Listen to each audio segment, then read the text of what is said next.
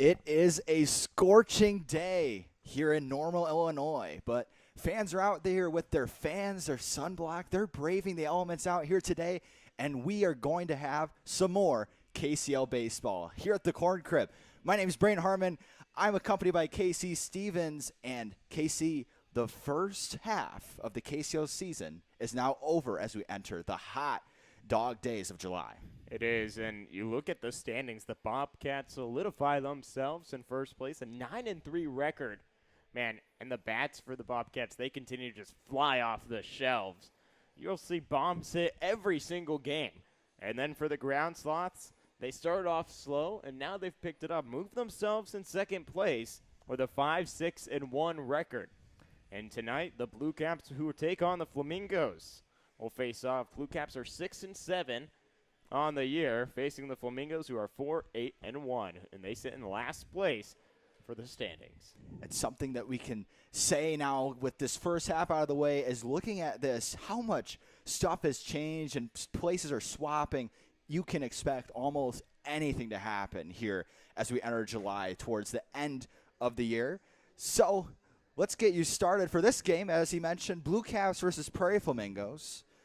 For the BlueCaps, we'll introduce them first. Drew Ward's going to lead off for them and play center. Carson Butler will play short. Number on the 3 spot is Max Greamy, and he'll do the catching. Griffin Meeker will bat fourth in the cleanup spot and be the designated hitter. Colby Glenn, number 16, will be in left. Michael Lucas will be at second and bat sixth. Carter Lang will be in right and bat seventh. Playing first base today is Michael Rosell in the 8th spot, and Austin Lucas will be in the 9th spot at third base. On the other side for the Prairie Flamingos, Cole Yates will lead off. He's the shortstop today. Alec Novotny will be at second and bat second. Batting third is Adrian Arzola in center. Brendan Barber, the team average leader, will be in the cleanup spot and catching today. Batting fifth is Maddox Clawwitter, playing third. Batting sixth is the left fielder Grant Dose. Batting seventh, Boston Katz in right. At first is Will Haley, and the designated hitter today is Blake Willen, and he will bat ninth. So as the BlueCaps take the field, we'll introduce the pitcher for the BlueCaps, Patrick Kennedy, the right-hander. Yeah, and Braden Kennedy, limited time up there on the bump. Only 3 1/3 innings throughout the many games that the Flamingos have played, this marking their 14th. And for the BlueCaps on the other side, this now is their 14th game being played as well. So you look at, all right, limited time, what can he do? And that's the big question mark for any team and pretty much any manager as well of, all right, I've given this guy a few opportunities. Now I need him to start. Especially, we've mentioned the crucial part, we're in the month of July. There's only a few games left in the KCL, and you need guys to step up. Patrick Kennedy hoping to be that guy tonight. As we look once again at the standings, the people in today's game are the BlueCaps and the Prairie Flamingos. Both of them find themselves with losing records at the bottom of the standings. BlueCaps, as we mentioned, kind of been back and forth all year. They started off slow, but then had that hot streak. They now find themselves on a 3-game losing streak coming in tonight. What do the BlueCaps have to do against this Prairie Flamingos team to try and get back to even at 500 and improve and get back to second place where they were a couple weeks ago? Yeah, I think for the BlueCaps, you look at the run differential. They have scored 58 runs but have allowed 90. The differential of a 32 compared to the Flamingos, who only have a differential of -7. So you look at, all right, the BlueCaps, it's the pitching. That's what it comes down to. And especially when you're Dave Lingley, you're going into what guys will be the guy up there to start the game. And Patrick Kennedy, it looks to be the one for tonight's matchup. But on the other side, the Flamingos, they can score. 74 runs scored throughout just the few games that they have played, and 81 allowed. So their bats can swing well. It just is, can they complete a game and get the win? For the BlueCaps, you know they have the talent, but as you said, that pitching, the control has definitely not been a strong suit for their pitching staff. They currently have 56 walks through the first half. if they want to win this game today, it's going to take a lot of really good baseball, not giving them too much, not walking guys free passes to limit those. And hopefully for the Blue Caps, you can see them on top in this one. For the Prairie Flamingos, they'll hope to do the opposite. They got a lot of hitters. They're a team that hits very well. They have Adrian Arzolo, who's the team OPS leader and leads the team with 2 homers, and Braden Barber in the cleanup spot as their team average leader. And Braden, I want to look at the last time these two teams played back in June 26th, an 8-1 victory for the Flamingos. They scored 6 runs in 1 inning. I mean, wow. You can see that they can shut out teams, and they were down early in that game. The top of the third, the Blue Caps took a lead, and then right back, the Flamingos stood on their pond, and they wanted to solidify that win. Cole Yates is going to step into the box to lead this game off for the Prairie Flamingos. Yates attends Heartland Community College, just across the way from the Corn Crib. Calls the stadium home, and he is batting .303 on the year. A true leadoff man. He'll get us started here. We'll have a meeting at the mound. I'm not sure what this could be about. Maybe the heat taking a factor early. You see Patrick Kennedy leaning over on the back. Maybe a little bit of heat exhaustion to start this one. He is drinking water, and that is going to have to be something that we have to keep a watch on. Players are going to have to stay hydrated. It's a 91-degree day and humid, so we'll see how that plays a factor today. And Braden, I mean, it comes down to exactly what guys are going to be out there when you look at, all right, our Abdul Cunningham, who's one of the umpires here tonight, and Justin Bowling, who's the field umpire. Those will be the 2 guys who will be pretty much in charge of this game, controlling the pace. Will there be water breaks handed out to either teams, or will there not be?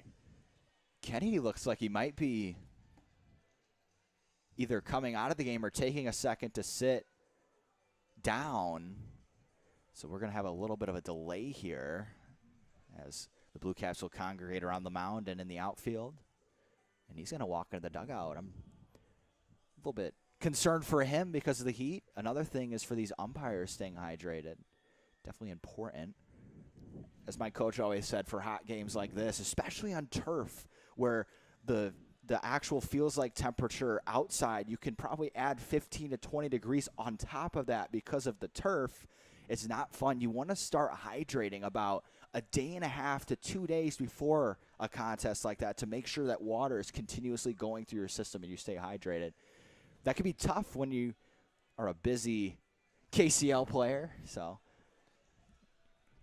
it is, and I mean overall, Braden, with just break that we have in play, we may also take a break here on the KCL radio, and we'll be back with top of the first action.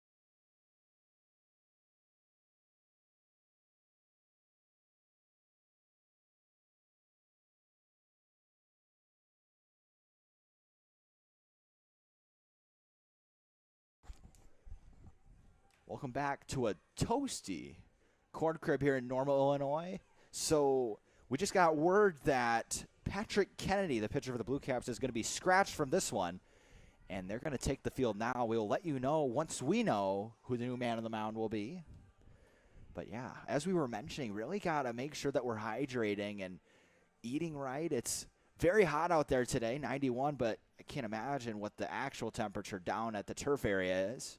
So a new arm has warmed up, and he will walk out to the mound, and we will finally be ready for some baseball.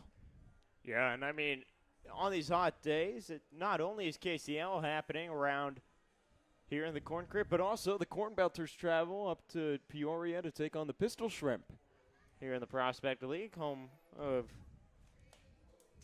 normal Corn Belters playing in the Corn Crib, and they played last night against the visiting Aviators, losing in that game 8-4. But the new arm on the bump, Caden Rose, he was listed in as the guy who could come in. This will now be his 5th game he's appeared in, making his 4th start. He's 1-0 on the year, 6 Ks and an ERA of 3.1. So he's going to get warmed up. Caden Rose, definitely a tough situation for him. You come to the ballpark not expecting to throw, or at least not right away, and now all of a sudden you find yourself out there on the mound starting after, unfortunately, your starting pitcher Kennedy was unable to come back into the game after experiencing some sort of heat exhaustion. So he got warmed up very quickly. Got to know that the adrenaline's rushing, and now finally we're once again ready for some baseball here at the Corn Crib. He's a lefty out there, so we'll have a lefty-righty matchup to start this one right away.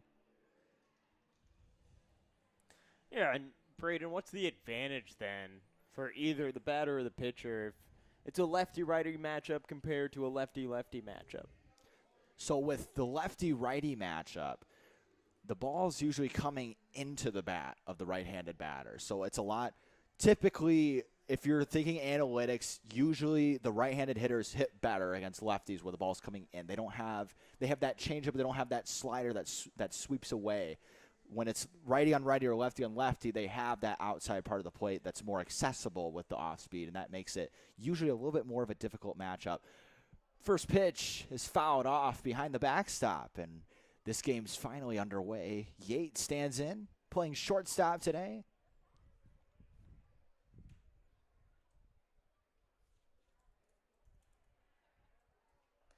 Next pitch to him is outside for ball one, evens the count at 1-1. And Braden Cole Yates hitting .303 in the leadoff spot, 10 hits on the season. Next pitch, dribbled over to Yates. He gloves it. Routine play, throws it across the diamond for the first out, and a nice job getting that first quick out in that tough situation. And that's going to bring up Alec Novotny, who has been hitting the ball very well in this one. Has put together a very good year so far for the Prairie Flamingos. Yeah, he has. He's only appeared in a few games, 8 at-bats, this marking his 9th, 3 hits, 3 RBIs, and hitting just a few ticks under 400. Next pitch from Rose. Ground ball to third, tough play, sliding side to his right, throws across the diamond, the pick in time. What a play by Clawwitter. A good play by the third baseman, tracking the ball well before it went and bounced onto the third base bag. And Braden, a tough play. You slide in on the hot turf, you have a little bit turf burn, and you zip it over the first base to get the second one down. Amazing play. Moves it to 2 outs, and the next batter for the Flamingos is going to be Adrian Arzola. First pitch to him is high for ball one. Look at the defensive lineups. Glenn, Ward, and Lang in left through right for the BlueCaps today. Next pitch misses away and up. And then in third through first, Austin Lucas, Butler, Michael Lucas, and Rossell, and Greamy the man behind the dish for the BlueCaps. And another miss, and that moves the count to 3-0. So gets 2 outs fairly quickly, struggling against Arzola. Next pitch in there. Puts it right down the middle for strike one. And he's hoping to reset here.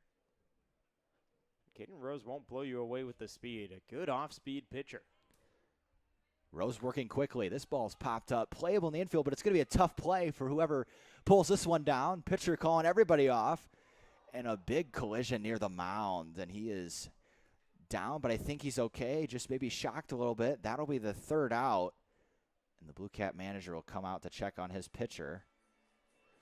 But that does it. An eventful start to this one. Top of the first done. No run score. We'll go to the bottom of the first. Your score 0-0.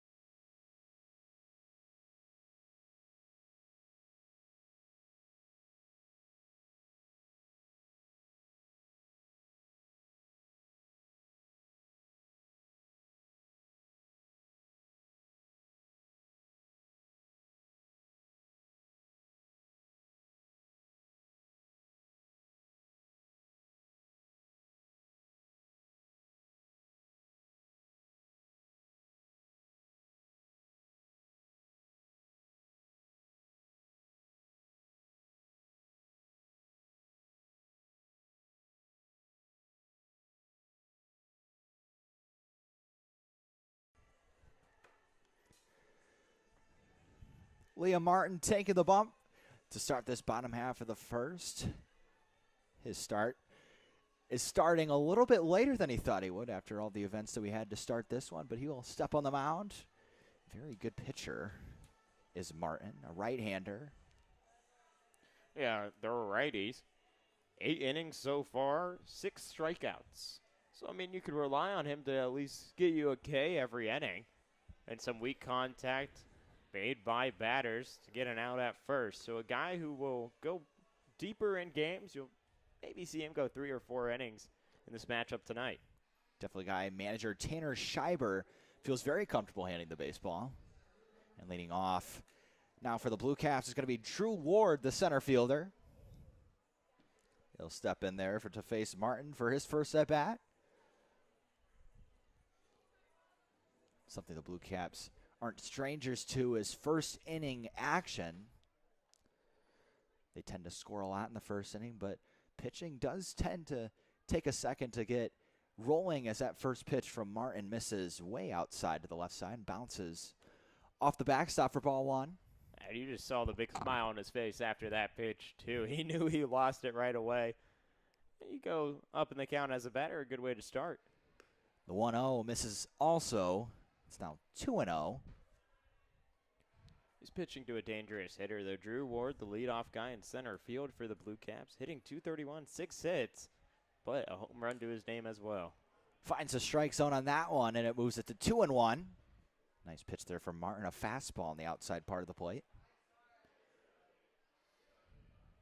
Shakes him off, comes set. The next pitch misses low, and it's 3-1. So Martin struggling early to find the zone. Right, and you'll see him go back-to-back fastballs there. Tops at around 82, 83 miles an hour.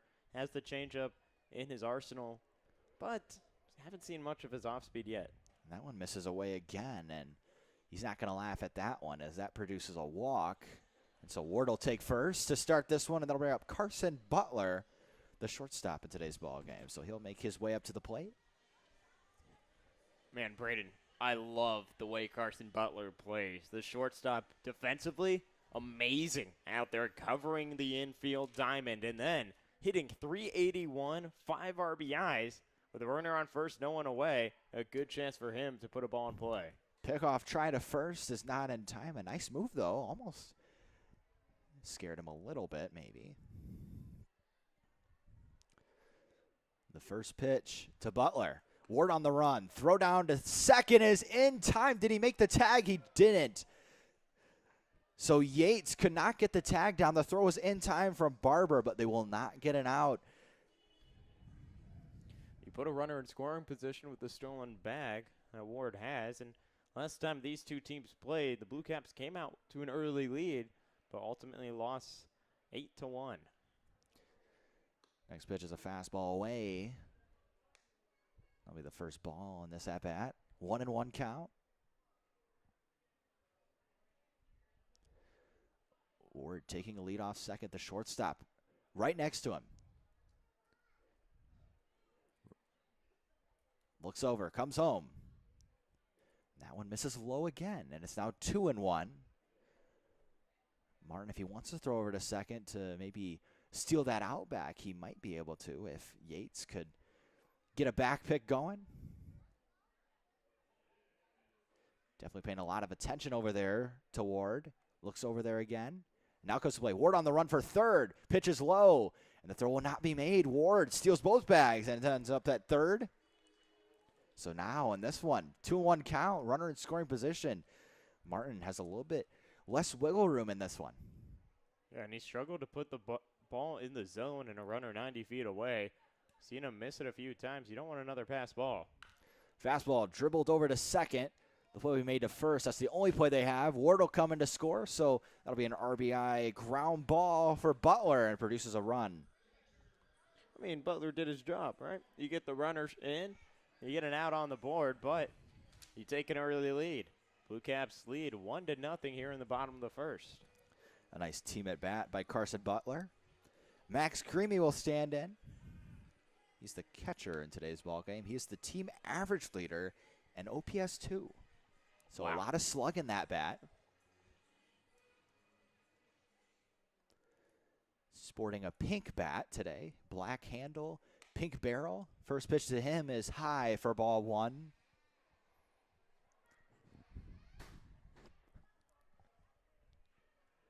Martin comes set, nears midsection. Fastball fouled off, and that will just barely get into the seats. Catcher Barber ran out after it at first and almost thought he might have a chance at it at first, but it does find seats. I mean, the seat caught it right in between. One of the closest foul balls to the press box that we've seen all season long, too, Braden.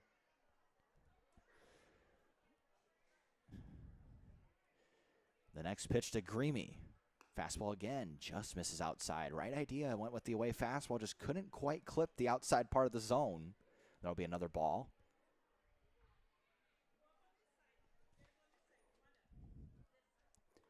Martin's 2-1. Got it in there. Off-speed pitch in there. Evens the count at 2.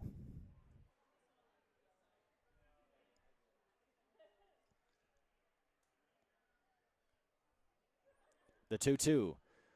And just got a piece of it, did Greamy, and it also got a piece of the umpire, so he'll walk it off for a second. It looks like home plate umpire Odell Cummings may have got hit just slightly there, and on a very hot day, you have a lot of padding under yourself. You don't want to take any extra damage that's already being done. The wind blowing in from right to left field here in the corn crib. And Braden, I mean, you and I, it's a little toasty up in our press box as well. No AC up here. We're doing this for the love of the game, KC. Love of the game. Another thing people doing for the love of the game is these umpires, because as you know, I mean, sometimes you got to sacrifice a little bit of that extra padding to make sure that you're safe out on a field like we have here at the corn crib with the dark brown turf. It can get really warm out there. So we always know that people here at the corn crib always take care of the umpires, always make sure they're getting enough water. 2-2 count. Martin, fastball in there for strike 3. And that is his first strikeout of the day. I mean, he got on a guy who's a tough out. Max Creamy, you mentioned, leads his team in OPS and also average, hitting .476 entering today with 10 hits. At the second out, base is empty, but still down a run. 1-0 in the bottom of the first. The cleanup man, Griffin Meeker, will come in. First pitch to him is a slider away.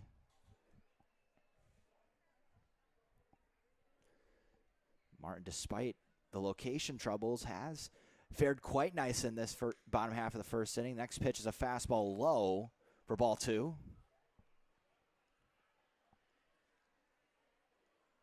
Maybe Meeker, gotta think he's taking until he gets a strike. You don't want him to roll through an inning when he's struggling. Want to keep him out there as long as possible, especially in this heat. This ball's hitting to right. It might get down, and it will. And he is going to try for second. This is going to be a tough play. The throw to second, not in time. Great play over there by Yates, though, to keep it in the infield. That ball could have ended up by the bullpen over there. So it is a double for Griffin Meeker, and the BlueCaps have a runner in scoring position.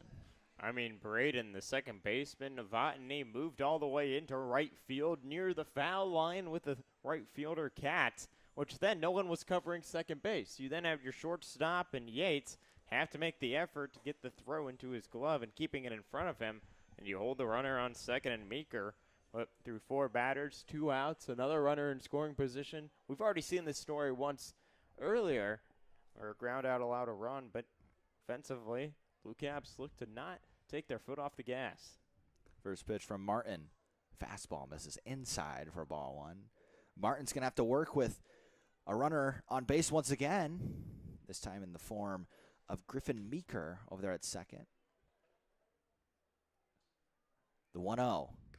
That one's in there and evens the count at 1-1. The batter is Colby Glenn. He's playing left field today.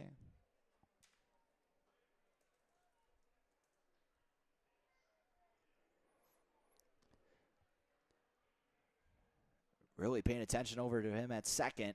Martin looks again and now decides to step off. And the runner, Meeker, will retreat back to second for just a moment. Glenn attends Lincoln Land Community College. There he had 3 games played, 7 at-bats, .429 average. So when he was in, he was effective. And that's a swing and a tip into the catcher's mitt for strike 2. It's now 1-2. Martin is now 1 pitch away from getting out of this inning and leaving a runner out there at second. Martin looks over to second, comes home. Off speed, misses low. Nice take there from Glenn. Spits on it, moves it to 2-2.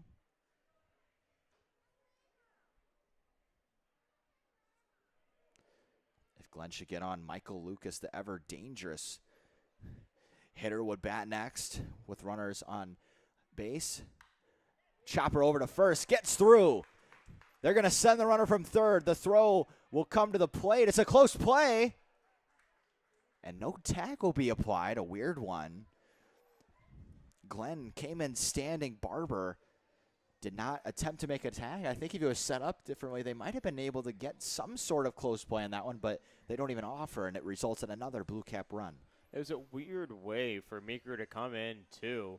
The bag was pretty much covered by Barber, the catcher, for the Flamingos, and then he has to reach out and take a weird leg bounce with his left foot, and it looked awkward.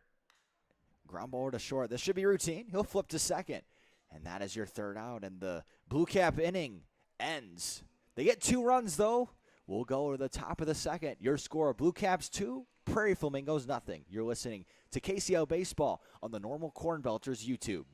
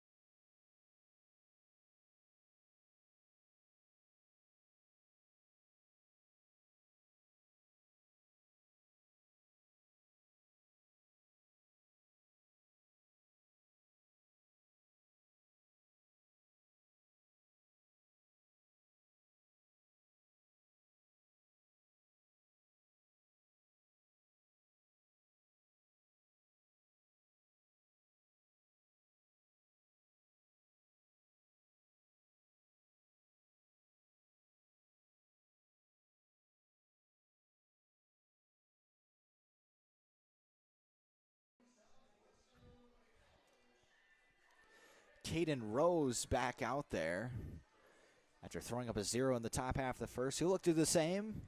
Carter Lang. Braden Barber, the catcher, will now step in. He's the cleanup man to face him in the top half of the second inning. First pitch is low for ball one. And Braden, I mean, is Braden Barber hitting 409 and 9 hits entering today? And we talked about it. He could have saved a run. A ball that was thrown in from right field. As the catcher, you're told to always tag the runner no matter what. Didn't even apply a tag, and a run came in, so you have a 2-0 ball game. This ball's ripped foul off the side of where the Prairie Flamingos bullpen is. And yeah, I gotta say that was a weird play. Barber almost, I know he didn't think that this was a forest play, but he almost played it like one. He kind of just caught the ball stretched out a little bit, but didn't attempt at all to tag the runner. I do think it would have at least been close. I think he might have been out. 3-1 count now to Barber. Working quickly is Rose, and that's called strike two. Moves the count to full. Perhaps a little generous, but so now we'll have a full count.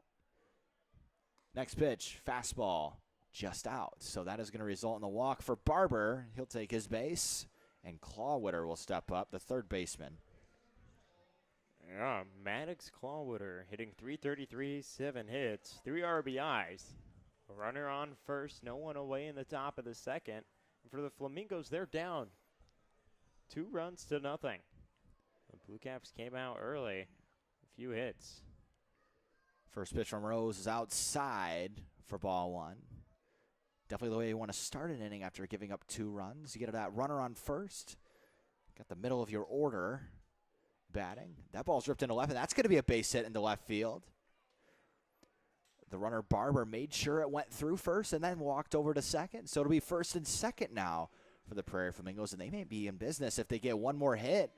They might be able to tie this game or take the lead. I mean, Grant Dose is the guy who can do it, hitting .375. Man, you just see the high averages in the Flamingos lineup, and you wonder, man, wouldn't they have a lot of wins to their name? Only 4 wins is marking their 14th game played. Rose starts him out with a strike down the middle, a fastball for strike one.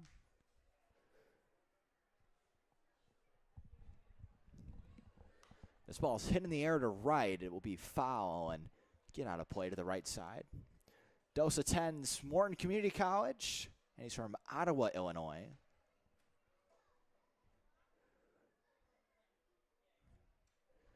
.0-2 on Dose.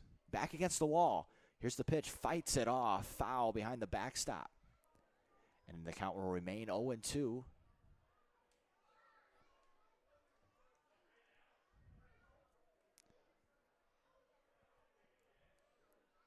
Next pitch, fouled off again. Nice fight from Dose. Doesn't want to go down easy. Seeing the ball well. You have back-to-back fouls. Tells a pitcher that, all right, I may need to throw my go-to pitch here. You're up in the count, 0-2. Get a punch out here, especially with runners on, first on second for the Flamingos and no one away. Rose looks over to second twice, then comes home with the 0-2. Misses away. I think it was a changeup for ball one, 1-2. His changeup sits at 67 miles an hour.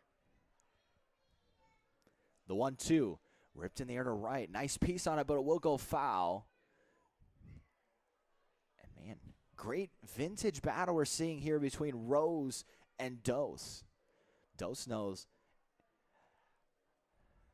how big of an at-bat this could be for the course of at least this early part of the game, and so does Rose on that mound, not looking to give up any more. Misses away. A nice spot from Rose, but does not get Dose to swing.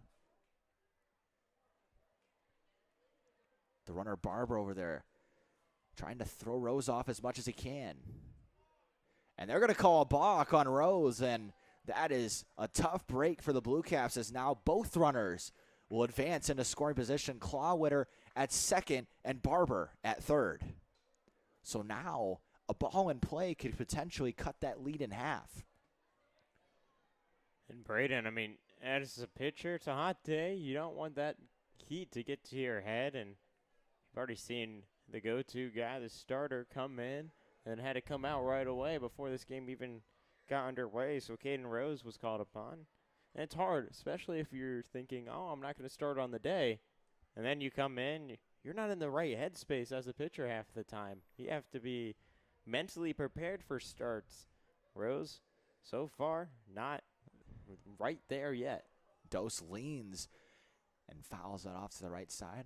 Got to say, I think there's one thing we can say for sure. Every player on this field right now wishes that they were the 7 o'clock game tonight. Ooh, I'm right there with them. That ball is ripped over to short. It's going to score a run. They'll take the out at first as he throws across the diamond for an out. But the Prairie Flamingos cut the lead in half and score a run. It's now 2-1. Good hit there off of the bat of Dose into the glove of Butler. Throws over to Rosell. You bring in Barber, who was on third, just 90 feet away. So the job is done. And then you move over Clawwater, who's on second after he reached with his single and only 90 feet away from tying it up. Boston Cats, one of the more memorable names on this Prairie Flamingos offense, is going to step in with a runner at third.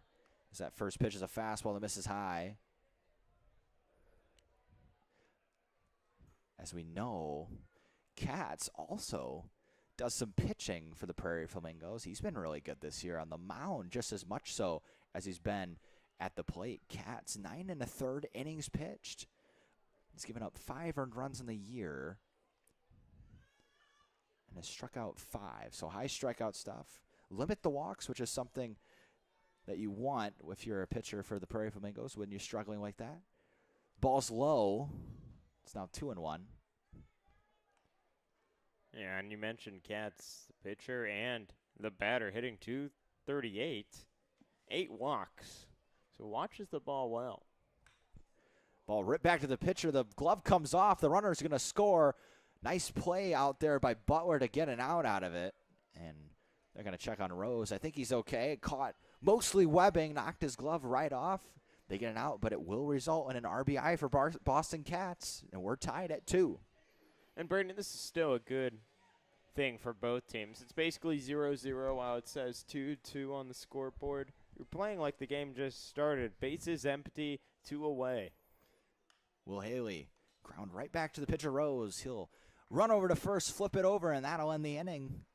So after the top half of the second, we're all squared at 2. BlueCaps will look to get right back in the lead in this bottom half of the second. We'll be back in just a moment.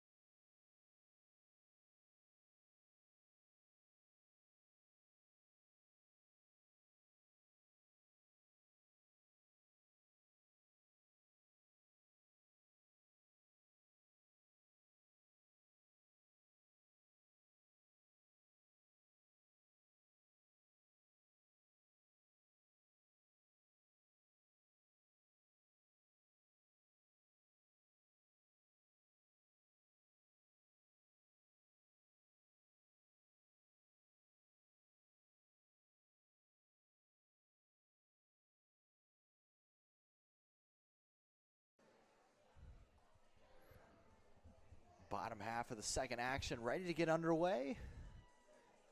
Leading off this bottom half of the inning for the BlueCaps is going to be Michael Rosell. Not a big guy, but he can put a charge into one. batting .286 with 4 hits on the year. Ball's ripped over to short. He's got it. He'll throw over to first. That is a quick first out for Martin. Carter Lang, the right fielder, made good contact off of that.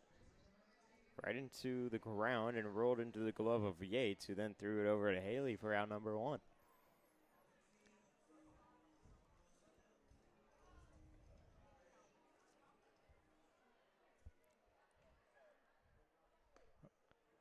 First pitch to Rosell is low for a ball.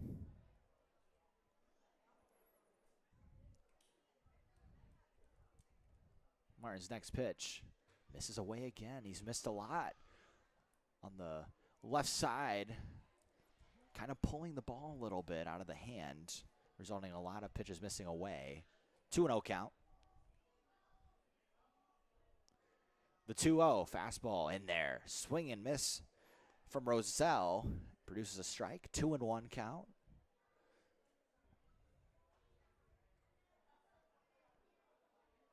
Martin lifts his leg, comes home. Another fastball in there for strike 2. 2-2. Casey, after getting with 2 straight fastballs, you climb the ladder on the second one. Do you try there again, or what would you do in this situation if you were the pitcher in this 2-2 count? I mean, you've noticed that Rosell's chasing high, and I would attack the same place. He does with a fastball. Misses up and in. Does not produce a swing from Rosell. That'll result in the ball. Martin comes set. Takes a breath. Next pitch, fouled off by Rosell right behind him. And it remains a full count. Rosell struggled hitting 111 with only a hit, but his 1 hit drove in 2 runs. He's drawn 4 walks, and with a full count, get on base. Martin off speed almost got Rosell, but he just got a piece of it. Fouls it right back to the backstop once more. And Martin will need a new baseball after there was a cut put in it. I'll give it back to the umpire.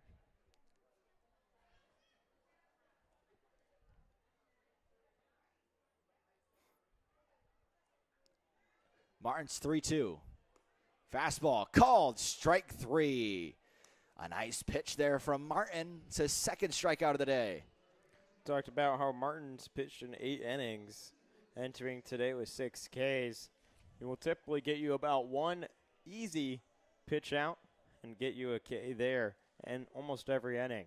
So far, through an inning and a third, 2 Ks, so off to a good start. Looking to keep it going against Austin Lucas, as Martin's first pitch to him misses away for ball 1. Although Martin has struggled a little bit with control and has not been able to get ahead in many counts. That ball's ripped. That's going to get through for a base hit for Lucas. A little cue shot in the left field, and the BlueCaps have some life here in the bottom half of the second. 2 outs, but they do have a runner on first now, and it sends it right back to the top of the lineup. Yeah, Austin Lucas hitting .318, now getting his 8th hit. You put him on first, 2 away, but you want to try and get some more runs poured in on the Flamingos here, and the 2-out rally could happen at the top of the lineup. Drew Ward takes a second at bat in as many innings. That pickoff gets away, and it will roll all the way to the Blue Cap dugout. Ball be grabbed by the first baseman, Haley. He'll throw it over to third to prevent the runner, Lucas, from going even further, and he will stop at second. So now the Blue Caps have a runner in scoring position here with 2 outs, so even more life. Just off the glove of Haley, and sometimes you got to track the ball right into it and then grasp onto it. He had his glove a little lower, and the ball just hit the lip of it. Tried to pick off to second. I got to think if Novotny was there, they might have had a shot, but we'll do this one again after that. Drew Ward standing there for his second at bat in as many innings. He'll finally see his first pitch here from Martin as he takes 4 looks. And that might have been close to a balk. He leaned a little bit and then threw over to second. Kind of borderline there, Casey. He did start to lean a little bit and move. Great job over there by Lucas to see that he was moving. He'll try to pick off, and he throws it into center. Lucas is going to get third at least. The throw will come in to the cutoff man. And now 2 self-inflicted mistakes place Lucas over there at third. Both have come from Martin today. He attempted to throw over to Haley at first, and the ball just went off of his glove. And now tried to pick off Lucas, who was on second after his errant throw, and Yates covering it. Went right over his head into center field, and you put a runner 90 feet away. Finally, Martin's first pitch popped up by the mound, and the ball be caught, not without a scare by the Prairie Flamingo catcher, Barber. Despite the 2 mistakes and Lucas getting over to third, the Blue Caps cannot salvage a run. So it remains 2-2. We'll go to the third.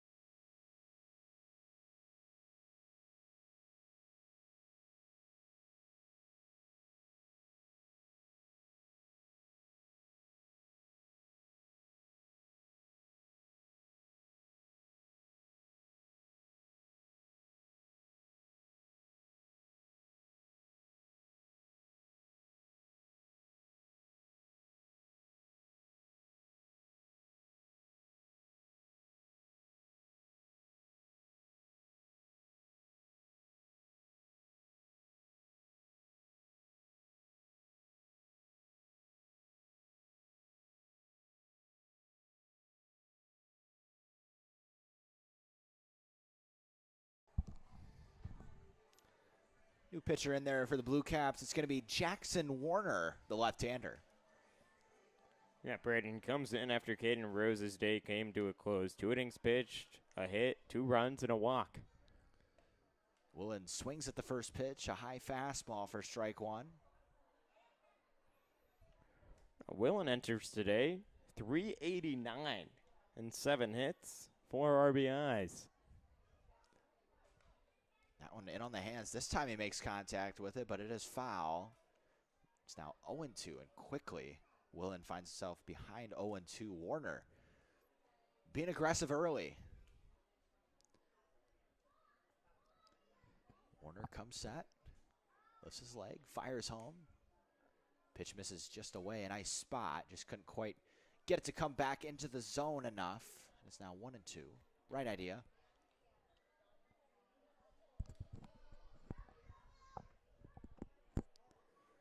Next pitch, fastball, misses in.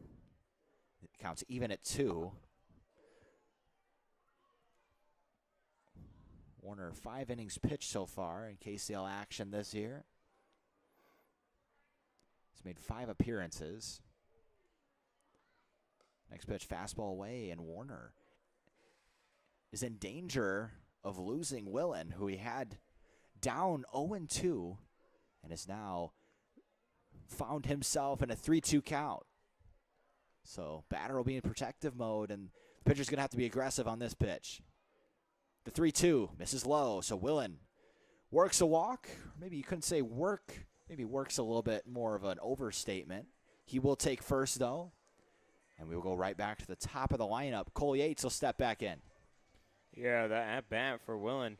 First 2 pitches in the zone for a strike. Then pretty much he just stood there letting the next 4 go by.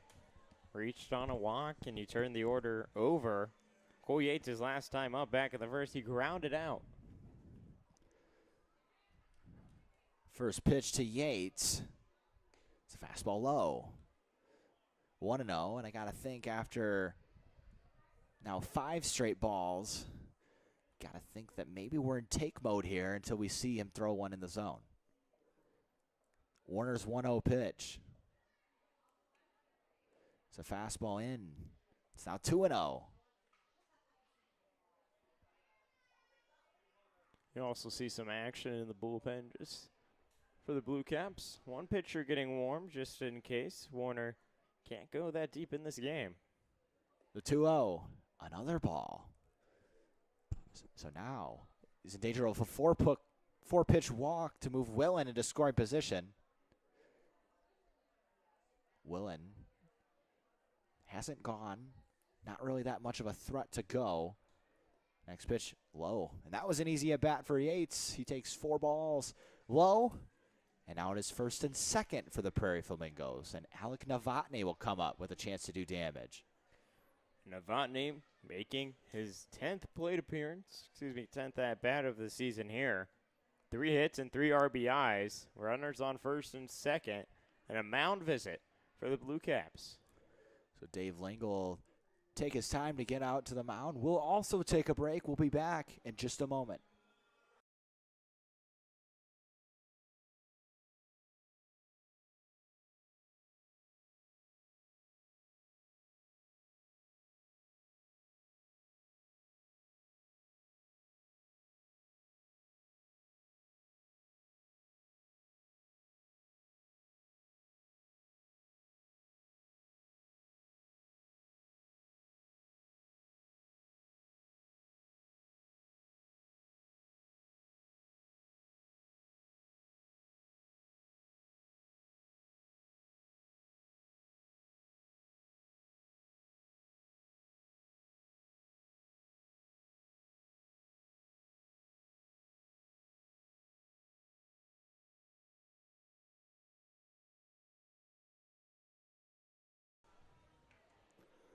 Home plate umpire comes out and separates the meeting at the mound, and Dave Lingle will walk back to the dugout, and all the players will be ready to start this inning back up once again. Current situation, runners on first and second for the Prairie Flamingos. No outs yet. And he's thrown, I believe, it would have been 8 straight balls now with the 4-pitch walk to Yates. So, yeah, I got to think that Novotny is going to have to see one in the zone first before he decides to even think about swinging the bat here. The first pitch from Warner to him misses away, high and away for a ball. As we mentioned earlier in the game, KC, it's really tough to stay focused with failing like a little bit, but put that on top of the heat, and it could be really frustrating. Next pitch low. That's 2-2. Yeah, and you also notice the base runners taking a big lead off of their bases. Willen, who's on second right now, taking about 15, 20 feet of a lead. Catcher and Greamy thought about throwing it down just in case. The 2-0 from Novotny. Misses high, a fastball, and it's 3-0. And now Warner is in danger of walking the bases loaded.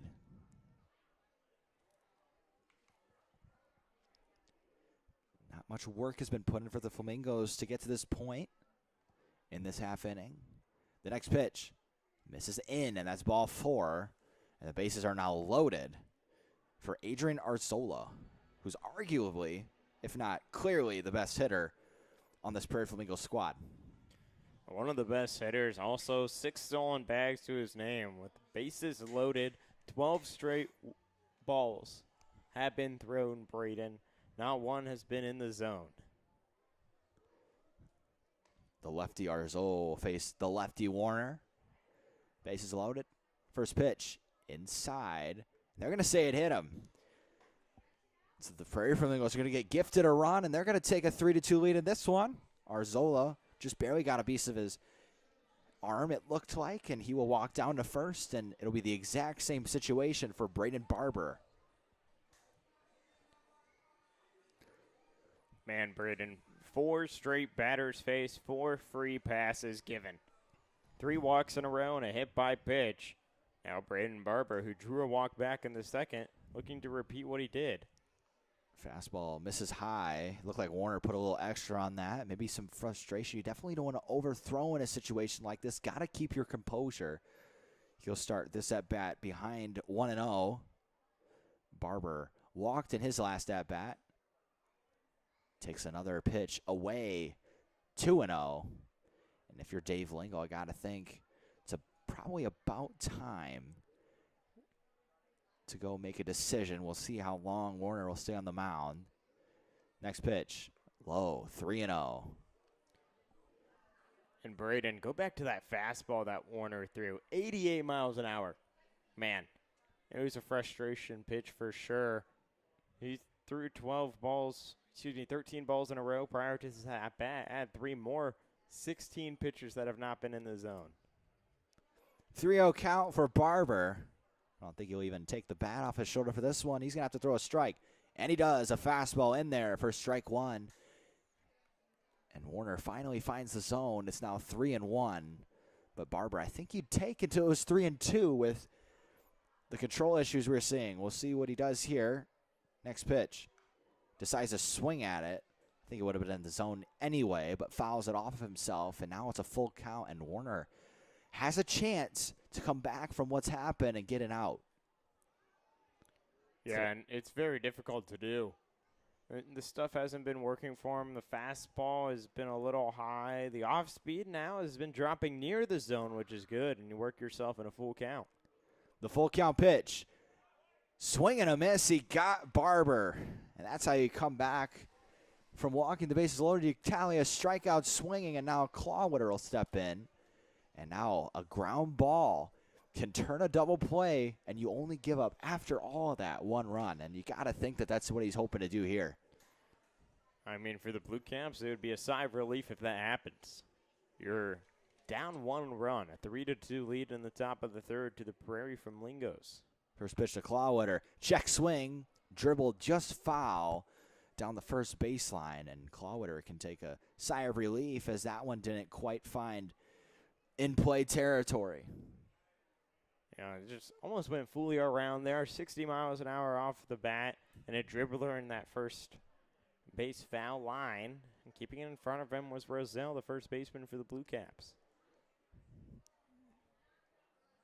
The 0-1 to Clawwitter. Ripped up the middle. This one is near the second base bag. It gets through. 1 run is in. 2 runs are in. There's going to be a play at third if he catches it. And no, he's safe at third, and Clawwitter will advance to second. Madness on the base pass as there was a chance to make that play for Michael Lucas out there at second, but it gets through, and it results in 2 runs scored. Wow. Feels like everything is going wrong for the BlueCaps defensively. A ball that rolled right through Michael Lucas's legs and allows more runs to come in. Still runners on second and third after the 2 RBI double for Clawwitter. Dose fouls one off to the backstop. Prairie Flamingos totally going away from the original tactic, which was to take until Warner could throw a strike. Now they're swinging early. Dose does there, and he fouls one off. Next pitch from Warner.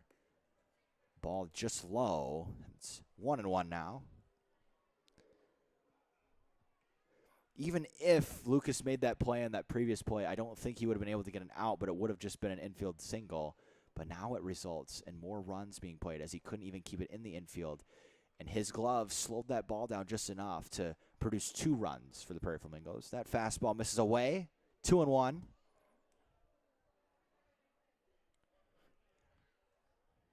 You also notice the infield creeping in right near the green turf before it gets into the brown turf area of the inner diamond. The 2-1 from Warner. Misses low, and it's now 3-1. So now, I would assume, probably Grant Dose is being extremely selective, if not swinging at all, trying to load those bases back up. He's got a strike to work with. First pitch. Dribbled over to left. It gets through. 1 run will score easily. Clawwitter will stop at third. And that is a nice single there for Dose. Gets another RBI. Look at that. 2 RBI a day, 1 of 2. Grant Dose adding to his RBI total. Entered with 3. Is it almost doubled it since he's played today. 5 for a total, and this may be it for Jackson Warner. Dave Lingle walks out. We'll see if he makes a change. We're also going to take a quick break. Doesn't look like anybody's following him. Or yes, it does. Number 32 is going to follow. We'll tell you more about number 32 when we come back from a short break.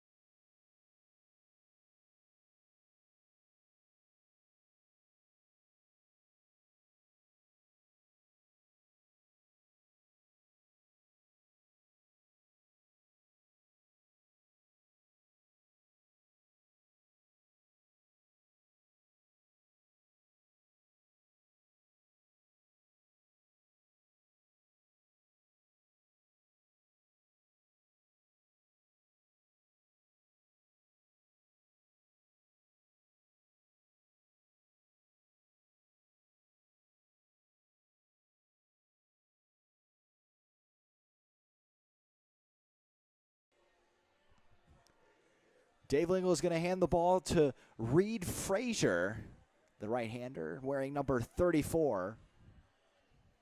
Yeah, Braden, and making just his second appearance all season long. Pitched in 2 innings, faced 9 batters, 3 Ks, and only 1 walk given up. First pitch, fastball in there for a strike. Throws down to second. They'll tag him in time, but a runner will come in. Clawwitter is the one that scores, so they sacrifice an out for another run.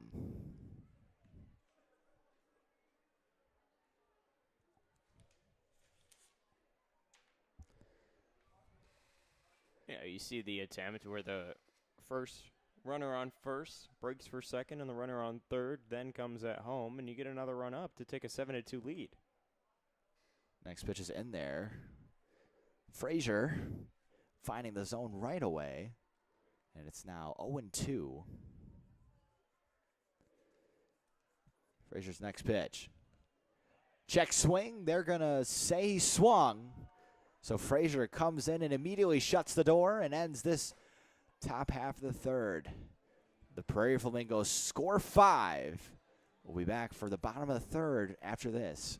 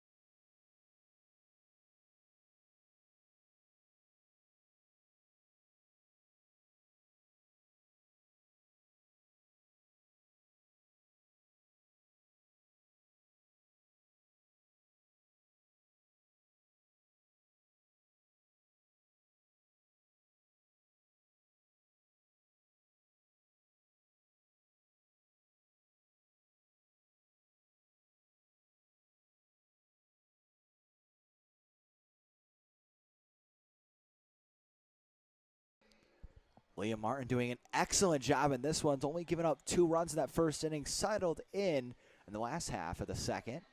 Putting up a big 0. Carson Butler, the shortstop for the Blue Caps, is going to step in to hopefully spark some sort of motivation for this Blue Caps offense as they find themselves now down 7-2 after a 5-run third inning for the Prairie Flamingos. That first pitch is a ball for ball 1. Yeah, when you go down 5 runs, not a good look defensively. A lot of errors, 2 errors back in just 1 inning. Next pitch, ripped in the air to right. This one is well hit, but very playable for the right fielder. He'll make the catch. Katz hauls it in for the first out. On the other side of things, the Flamingos, man, they're having their way with their Blue Caps. They've not seen many batters compared to what happened back in the third, where almost the entire lineup went through. For the Flamingos and for the Blue Caps, the bats have slowed down. Max Greamy stepping in. He was a strikeout victim back of Liam Martins in the first. It's going to take a few hits getting stringed together to give the Blue Caps a chance, or a lot of mistakes from the Prairie Flamingos. But if you're the Prairie Flamingos, even with the heat and everything considered, you find yourselves up 7-2. Got to stay focused and lock this one down, because it's nearly almost, it makes it really hard on the Blue Caps to try and come back from 7-2. First pitch misses away from Martin. Max Greamy standing in there. 2-0 count. The pitch low and away. It's now 3-0.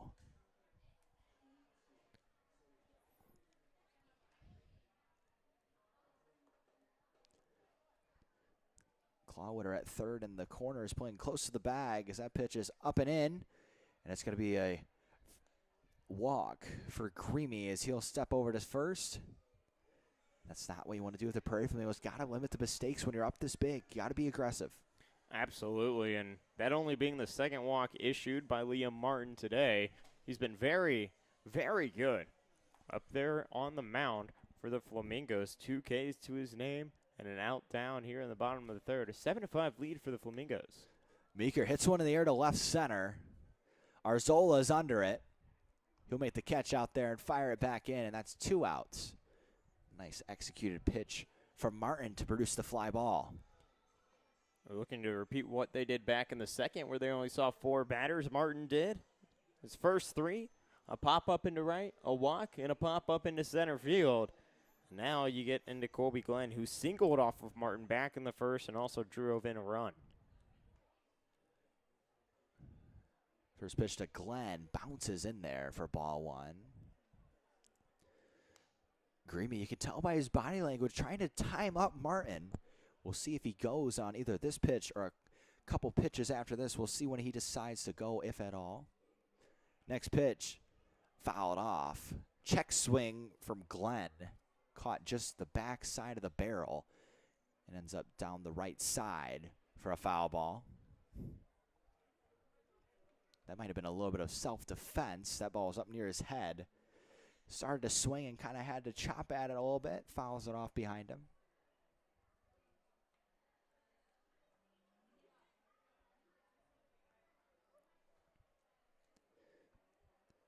Greamy off a decent amount at first. Osby pitch in there for another strike. That brings the count to 1-2. And Martin's one pitch away from getting out and putting up another crucial 0 for his Prairie Flamingo squad. Come set. The 1-2. Nice spot. Tried him with the off-speed low.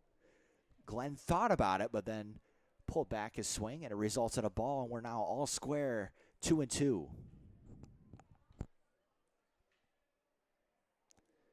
Martin paying a little bit of attention to Greamy at first. The pitch, high and up fastball, gets him swinging. And man, what a performance for Martin so far. He gets another strikeout. It's his third. We'll go to the top of the fourth. Your score remains 7-2. You're listening to KCL Baseball on the Normal Corn Belters YouTube page.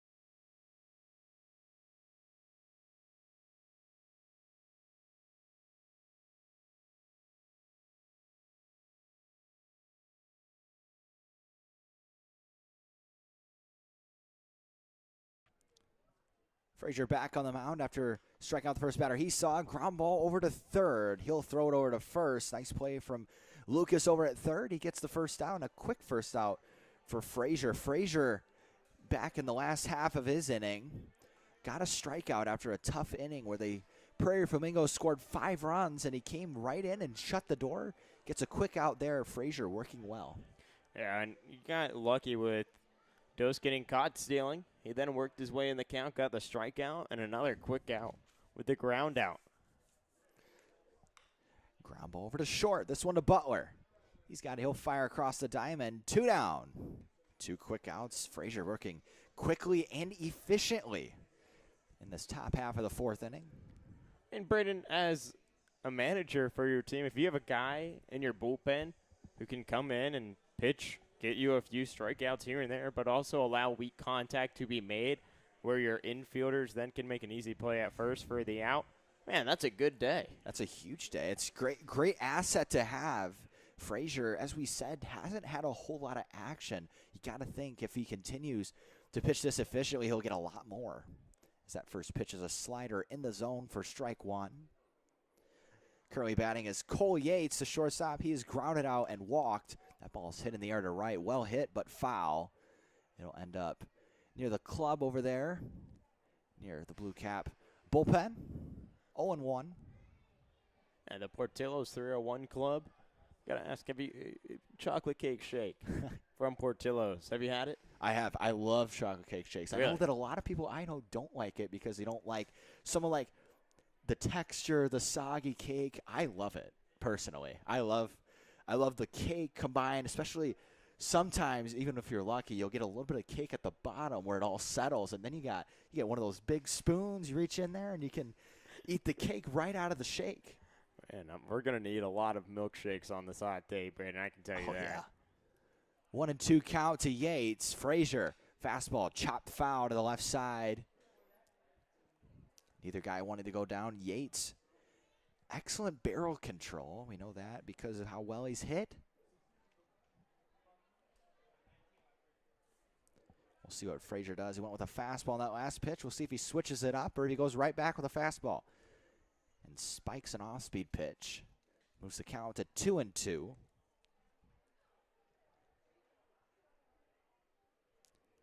After 2 quick outs, retiring Haley and Willen via the ground out. Yates being a little bit more of a problem for Frazier. Rocks and fires the 2-2.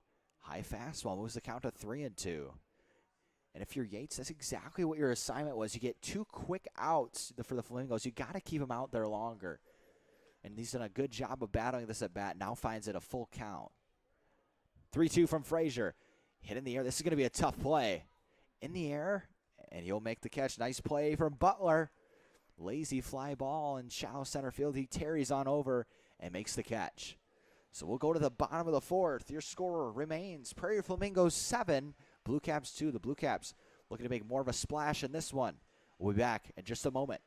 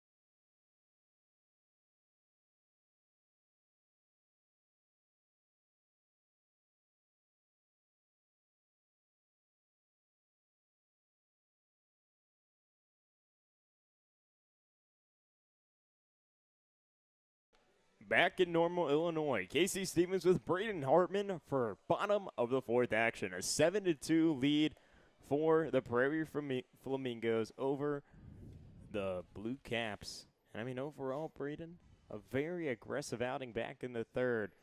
That the Prairie Flamingos has just continued to ride that momentum, both offensively and defensively.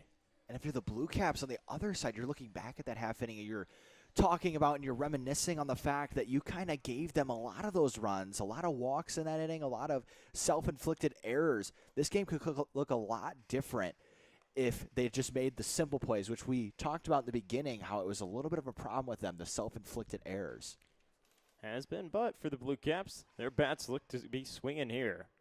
Michaels lifts one in foul territory.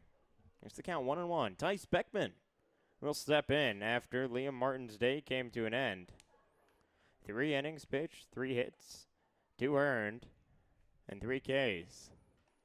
Next pitch to Lucas is outside for ball 2.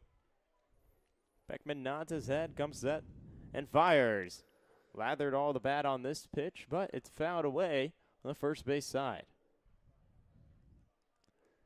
It's kind of not off topic, but as you see here in the KCL, we do have that safety base over there at first. I got to imagine for the base umpire, if a ball's right down the line, it's got to be a little bit more difficult because, as you know, if the ball hits the base, it's a fair ball. So it's got to be a little more difficult if there's like a borderline. How do you know? I wonder how he gets in a position to call something if a ball hits maybe the middle part between the green and the white, or if it's a little bit on the green side. It's going to be a little bit more of a tougher call. Infield umpire Justin Bowling will be making the calls today. Here in the bottom of the 4th, a 7-2 lead for the Flamingos. Beckman, after his 91-mile-an-hour fastball, was fouled away. 2-2 pitch runs inside for ball 3. And Braden, seen the fastball and then the off-speed pitch, runs a full count. As a pitcher, what's the go-to here? Full count. I think if you're confident in this ball hit into left field. Moving back is Dose near the wall, but that distance carries it out of here. A solo shot home run for Michael Lucas, his first of the season. Goes with a fastball there, as he just asked me about it. I was going to say, if you're confident enough in the off-speed, you're up 7-2, maybe you can afford to not go at a dangerous hitter like him, but he does go with the fastball, and he elevated it, and he'll get to celebrate it as well. Man, 87 miles an hour off the bat, traveled 327 feet. The wind blowing in from right to left field gave it a little bit of an extra carry to get it over the wall. But only 4 runs separate these two teams now. That is a prime example of how difficult, and that's going to catch a piece of Lang. He'll take first. I was just going to say Lucas now has 2 home runs on the year, and his team has 3. So he has the majority, obviously, of their home runs. Glad you caught that for me. Drew Ward has the other home run for the BlueCaps this season, and Lucas now with his second one. A solo shot. Beckman's day may come to a close. A home run given up to Lucas, and then a hit by pitch from Lang. He'll have meeting with everyone in the infield, and the manager for the Flamingos comes in. They may just be scheming how to attack this next at-bat for Rosell. And Braden, with no arms warming up, it's a question mark. Why would a manager come out there other than to just calm down your pitcher? Well, I would say with the 7-3 lead, you still have lots of wiggle room, right? So I think we know he could be an effective pitcher. He's just hasn't shown it so far in this inning. That's just kind of an unfortunate event, I would say, the home run. But then you're hitting a batter, and it looks like it's spiraling a little bit. Just going out there and calming down your pitcher, reminding him of all the room he has, and to refocus. You just got to be aggressive. You got a defense behind you. Do your job, and hopefully they could do theirs. Tice Beckman's pitch for this at-bat to Rosell's in the zone for strike 1. Gave up the solo shot home run to lead things off here in the bottom of the 4th. A 7-3 lead for the Flamingos. The 0-1 is inside. Runner on first in Lang with a hit by pitch. Beckman shakes off his first sign, nods his head to Barber. The 1-1 in the bottom half of the zone for strike 2. Really nice executed fastball there. Catches the bottom half of the zone. Rosell maybe thought that was off speed out of the hand. He does a really nice job of tunneling. Clips the bottom part. 1 ball, 2 strikes. Kicks and fires. Off speed, runs high. Even the count at 2-2. Runner on first in Lang. Rosell. No one down here in the bottom of the 4th. 7-3 lead. Beckman brings his knee up and puts this one in the zone, but it's hit and grounded right back to him. The sidearm throw to Haley at first to get out number 2, but the runner in Lang moves over 1 base. Had a little extra time to collect himself before throwing that over to first. Nice job staying focused, giving yourself some time to make sure you're in the right position, because as we know, one of the toughest things for pitchers to do is to throw anywhere else besides home plate. Austin Lucas steps in. A single unrounded, second and third off of 2 errors. First pitch of this at-bat, the off-speed in the zone for strike 1. You can tell by the way he's moving around on that mound. He's feeling himself a little bit. Nice slider. Clips the inside of the part of the zone and started in on the hands of Lucas. Drops right back into the zone. Runner on second, 2 away, and back-to-back off-speed pitches from Beckman to be up in the count. 1 away. Lucas playing third base for the BlueCaps. Calls time. Steps out of the box. Regain his composure. He'll dig back in. Taps home plate twice. Beckman now do the same. Gets set. Beckman the pitcher. The Flamingos kicks and deals. Off speed way outside for ball 1. A runner on second with Lang. 7-3 lead, 1 down here in the bottom of the 4th. Beckman and the Flamingos nods his head to his catcher. Puts one below the zone and outside for ball 2. Even the count to 2-2. Got to be able to execute this next pitch. I think maybe with the 2-2 count, maybe he tries that slider again. It looked nice in the previous at-bat. Stopped out at 89 miles an hour today with his fastball. May blow one by. The off-speed pitch up and away and reached on and fouled. You don't see it often. A batter reach for something that way outside and that high, but you got Lucas to go and bite on one. 2 balls and 2 strikes. A runner on second for the BlueCaps. Beckman kicks and deals. Everything on this one into center field. Moving over is Arzola. You get out number 2, and they'll hold the runner on second. Nice job by him to come back from that. Now he finds himself with 2 outs. Getting out of it with only that homer producing a run would be really good for his Prairie Flamingos squad here. He's going to have a tough at-bat here, though, to follow. Lineup will turn over, and Drew Ward will dig in. Drew walked to lead this game off in the first and flew out his last time up. First pitch to him, 90-mile-an-hour fastball, runs high. Seems like he's kind of struggling with the fastball to locate. He's not struggling with some of his off-speed, though. So we'll see if he relies with the off-speed more in this at-bat. Beckman nods his head, and the off-speed pitch up and away for ball 2. 2 down here in the bottom of the 4th. A 7-3 lead for the Flamingos. They erupted back in the 5th with 5 runs. Beckman gets set, brings his knee up and fires. Off the glove of Barber, advancing from second to third is Carter Lang. 90 feet away from getting the second run scored here in the bottom frame of the 4th. Yeah, not only do you miss again to make the count 3-0, it gets away from your catcher, and now a runner on third, an unfortunate situation. Now they can make it a 7-4 ball game potentially, and that seems a lot more doable than a 7-3 ball game. 3-0 pitch. Not able to get the top half of the zone, and runners on the corners for the BlueCaps. Fortunately lost him. He started off shaky. Seemed like he fouled it. Now starting off shaky again, and he's going to have to face Butler now, who has an RBI to his total already today. Butler grounded out and drove in a run back in the first when flew out to right field. Checking in, man and Ward, who's on first after drawing his walk, was Beckman.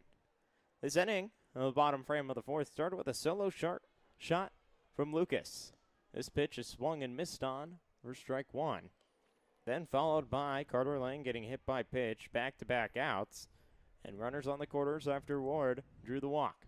2 away in the bottom of the 4th, and fouled away the 90-mile-an-hour fastball for strike 2 is Butler. I was going to say, with the way Drew Ward is bouncing over there on when he begins his motion, it would be a great time to maybe lift your leg and use that pickoff move. You have that in your arsenal as a lefty. Maybe get it out without having to face him. But now 0-2, I think he'll probably just go to the batter.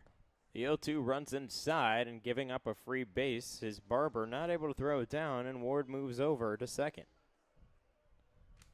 His third stolen bag of the day. Back in the first, he stole 2 bags. 1 ball, 2 strikes. Beckman brings his knee up and deals, swings and misses, but it's on the ground. Picking it up is Barber. He throws it over to Haley to get out number 3. A drop third strikeout for out number 3, the first K of Tice Beckman's outing, but a 7-3 lead for the Flamingos. We'll take a short break and we'll be back for top of the 5th action here on the KCL Radio.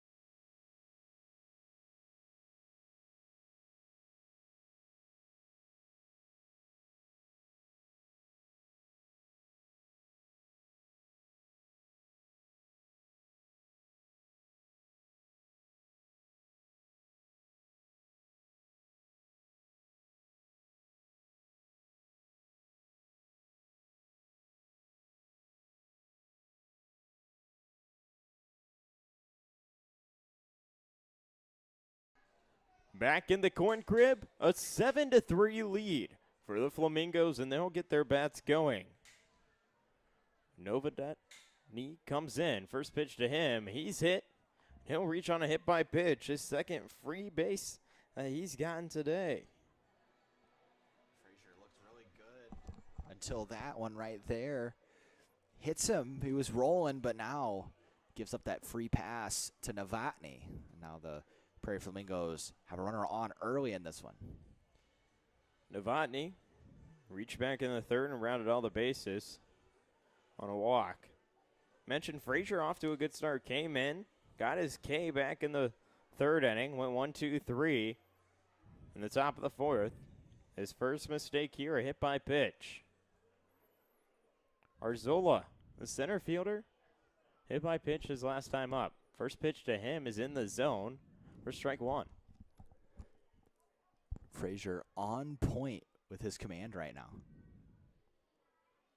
A runner on first, Novotny. 7-3 lead here in the top of the 5th. Pitch runs away and outside for ball 1.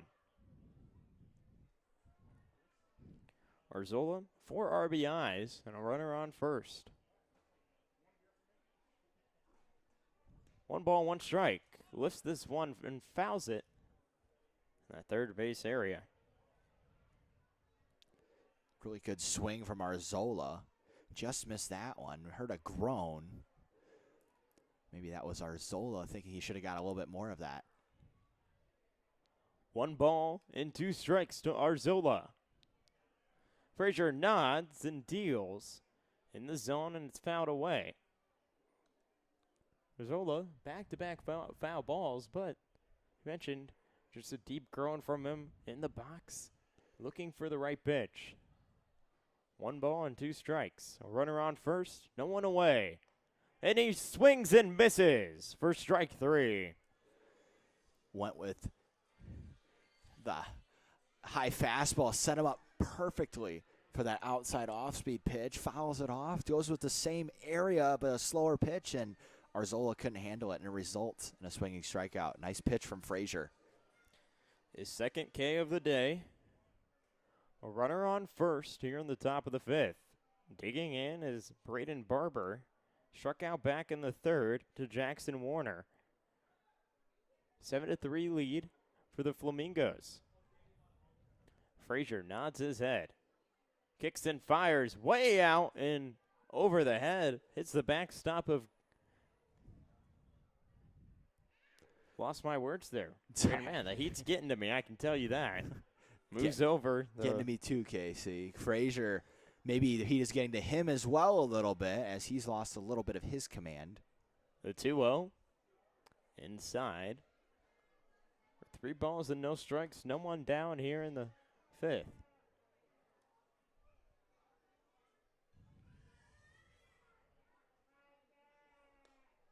Pitch inside and below for ball 4. Puts runners on first and second for the Flamingos.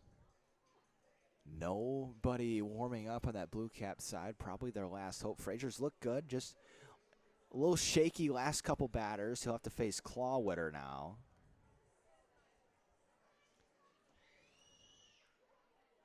Clawwitter singled twice today and drove in 2 runs. Runners on first and second, makes contact with this one into right center. Ward moves over. Runners now advance over. And a chance to get him down at the second base, and he does. One more run will come in, a runner 90 feet away. Gotta say that for the middle infielders for the Blue Caps there, you gotta have better communication. The throw comes into center. It's gonna beat Clawwitter at second by a mile, but I believe it was Lucas was the one who cut the ball off and then had to flip it to Butler, who made the tag. They have to have better communication on that one. If Butler was the one at that bag, he should have been saying through, and then they would have had Clawwitter by even more than that. It wouldn't have been as close. 2 away, or runner 90 feet away. Clawwitter drove in a run. Will get a hit there, technically, since he rounded first, almost got into second. But an 8-3 lead for the Flamingos. Digging in is Dose. Seen 2 pitches, both inside. He's up in the count as a batter. 2 balls, no strikes. A runner 90 feet away. And Barber. Deep breath. Kicks and fires and lays this one and fouls it away is Dose. He ended the 3rd inning. Caught stealing. Drove in a run with his single. Also grounded out. Driving in a run as well back in the 2nd. The 2-1. Watches this one drop in the zone to even the count at 2-2. Frazier now here with 2 outs has a chance to get out of this. With only giving up a run, every run is crucial, though, when you're down as much as the Blue Caps are. But 2-2 in the top half of the zone for strike 3. Dos goes down looking, and a good day for Frazier. His 3rd K. An 8-3 lead for the Flamingos. We'll head in and take a short break and give you a chance to stretch. We get into the bottom of the 5th.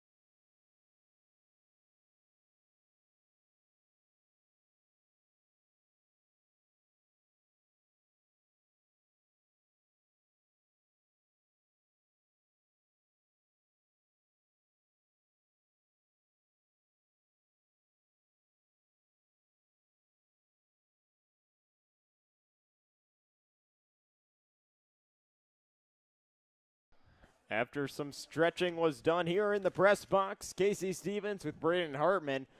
The bottom frame of the 5th inning comes in. An 8-3 lead for the Flamingos, but the BlueCaps rely on Max Screamy to cut that lead down. Tice Beckman, a good outing for him. He's collected a strikeout, but back in the 4th, a solo shot by Michael Lucas. First pitch of this at-bat to Creamy is outside for a ball.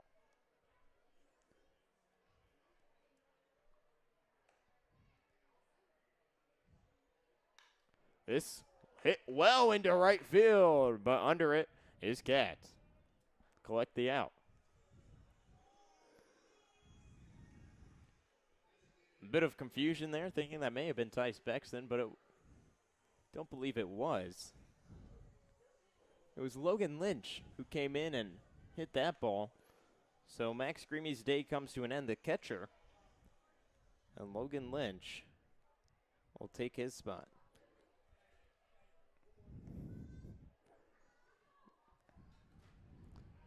Griffin Meeker comes in.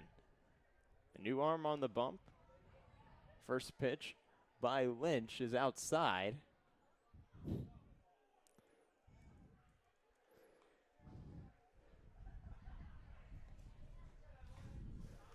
For Lynch, he has 2 1/3 pitched. Has given up no earned runs in those 2 1/3 innings. 1 ball and 2 strike to Meeker. Kicks and fires off speed, runs high. Bit of confusion out there with the KCL. A lot of guys changing numbers here on us. Plays tricks on our eyes, and man, feels like a case of iridocyclitis is what I would have. Runs the count full with that pitch inside.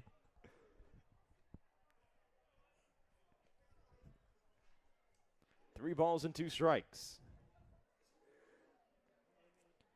3-2 payoff pitch is fouled away. Meeker doubled back in the first and flew out to center field in the 3rd. Brendan, you're still jaw dropped there when I said iridocyclitis. You did not think I had that in my vocabulary. I did not. I don't think I have anything Is that near not as on the many bingo letters as that is. I don't even know how I would spell that. Do you know how to spell that? That's my next question. That's I my can't challenge spell. for you. I could not spell at all. I can tell you that. Man, I mean, my spelling, I remember participating in the spelling bees back in elementary school, and I was always the first one out. I know people that would get it wrong on purpose so that they were out immediately. Were you one of those people, Casey? I definitely was, but in this game here, one away, this hit well onto the ground, thrown over to the shortstop and turning the double play. BlueCaps go 1-2-3 after the 4-6-3 double play. After 5, an 8-3 lead for the Flamingos. We'll take a short break and head in to the top of the 6th here on the KCL radio.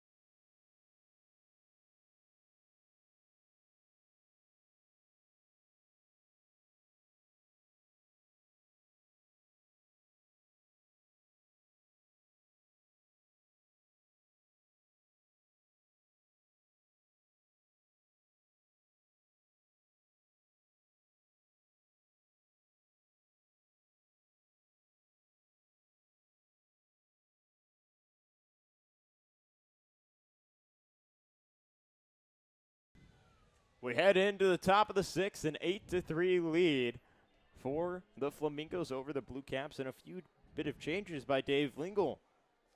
Martin in for Meeker, but is going to be playing shortstop. Carson Butler's now in right field. Carter Lang in center field, and Drew Ward is now going to be pitching. A lot of KCL guys getting all kinds of different opportunities to play in all kinds of different positions, as you said last inning. So a little bit of utility players on this Blue Caps team. It's got to be good for Dave Lingle to know that you can move anyone just about anywhere. Ward's first pitch that he throws goes way outside for ball 1. Try and write down these bit of defensive changes on my end. 1 ball, no strikes to Boston Cats. Hits one right up the middle, and he'll reach with a leadoff single.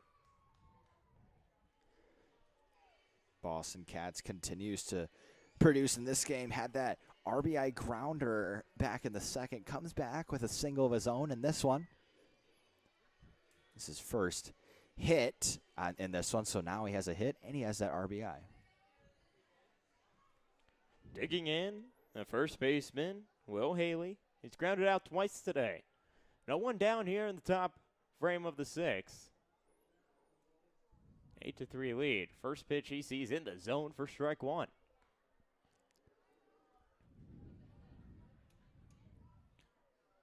No 1 count.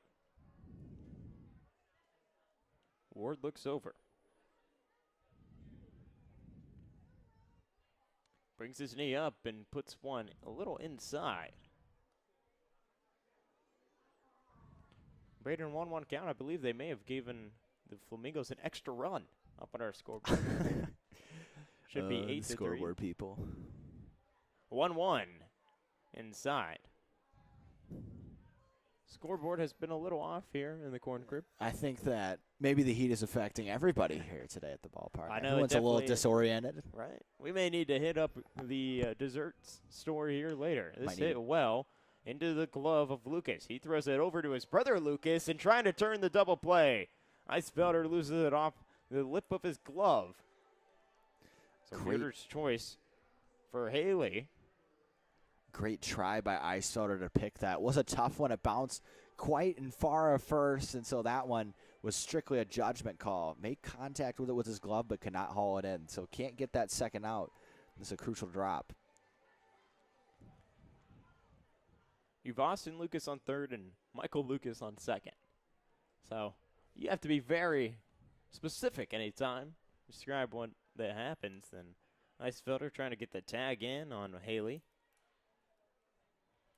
It's always fun to play with someone with the same last name as you, I would say. It's kind of like you have a bit of chemistry even if you're not related.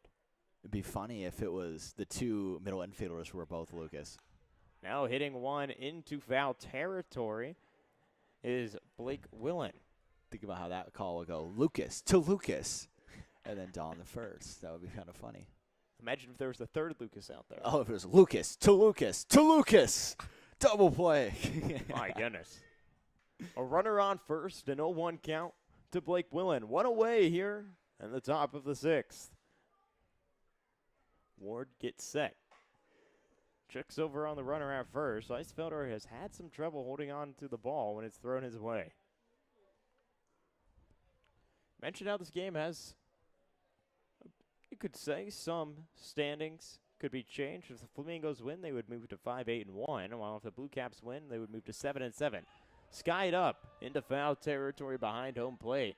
Landing into the concourse area, takes a hard bounce, and will roll down into the stands. A runner on first, an 0-2 count to Blake Willen.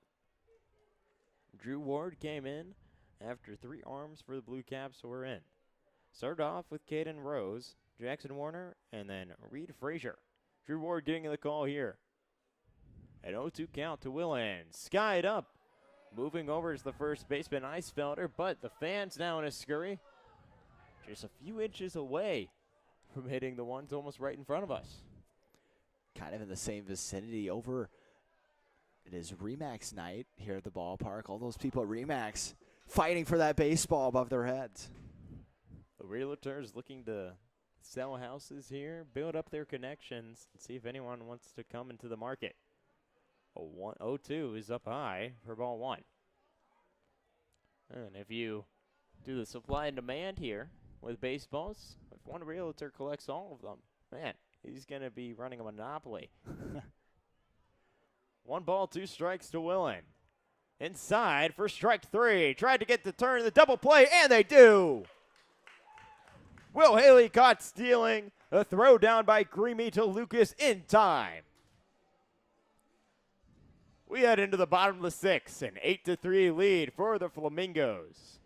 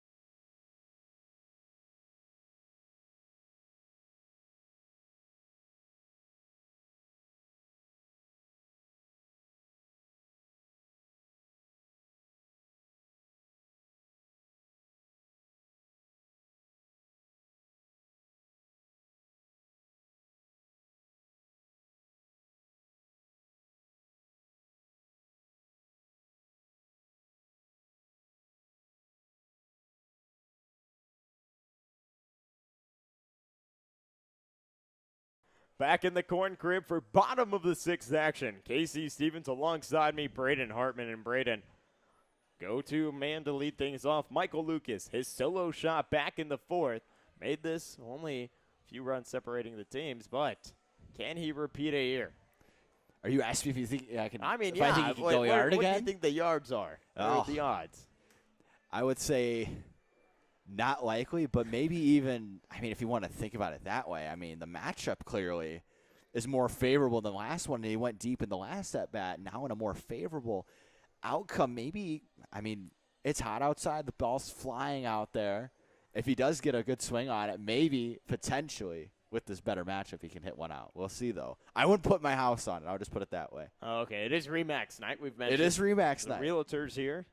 If you put your house on the market, they may be the first people to call you. But this hit into left field, trying to keep it in front of him is Dose, and he'll hold the runner at first. So Lucas started off struggling, reached on a fielder's choice back in the first, a solo shot home run in the 4th, but get things started here with a single. Good job by Dose. That one got up on him quick, and he was able to put his body in front of it, hit him and around the arms area where his glove was. He kept it in front of him, though, and prevented Lucas from getting another bag. Digging in, Carter Lang. First pitch for this at-bat, inside and low for ball 1. Lang on the day, hit by pitch his last time up. Moved over from second to third on a pass ball. Swings and misses at the second pitch he sees. Back in the first, he grounded out. Runner on first, no one down here in the bottom of the 6th, an 8-3 lead for the Flamingos. Logan Lynch, the pitcher, nods his head, brings his knee, kicks and fires, and fouled away off the bat of Lang. I'll say it can take a lot of confidence to throw some of those off speeds with the style of Lynch, but he knows he's confident in those off speed. He's going in on with the off speed, some of those sliders, jamming the hitters. It's working really well. Lynch doing a pretty good job in this outing. Pitch swung on miss for strike 3. Carter Lang goes down swinging. And Logan Lynch picks up his first K of the day. Well, back in the 5th, BlueCaps went 1-2-3. A turn double play by Yates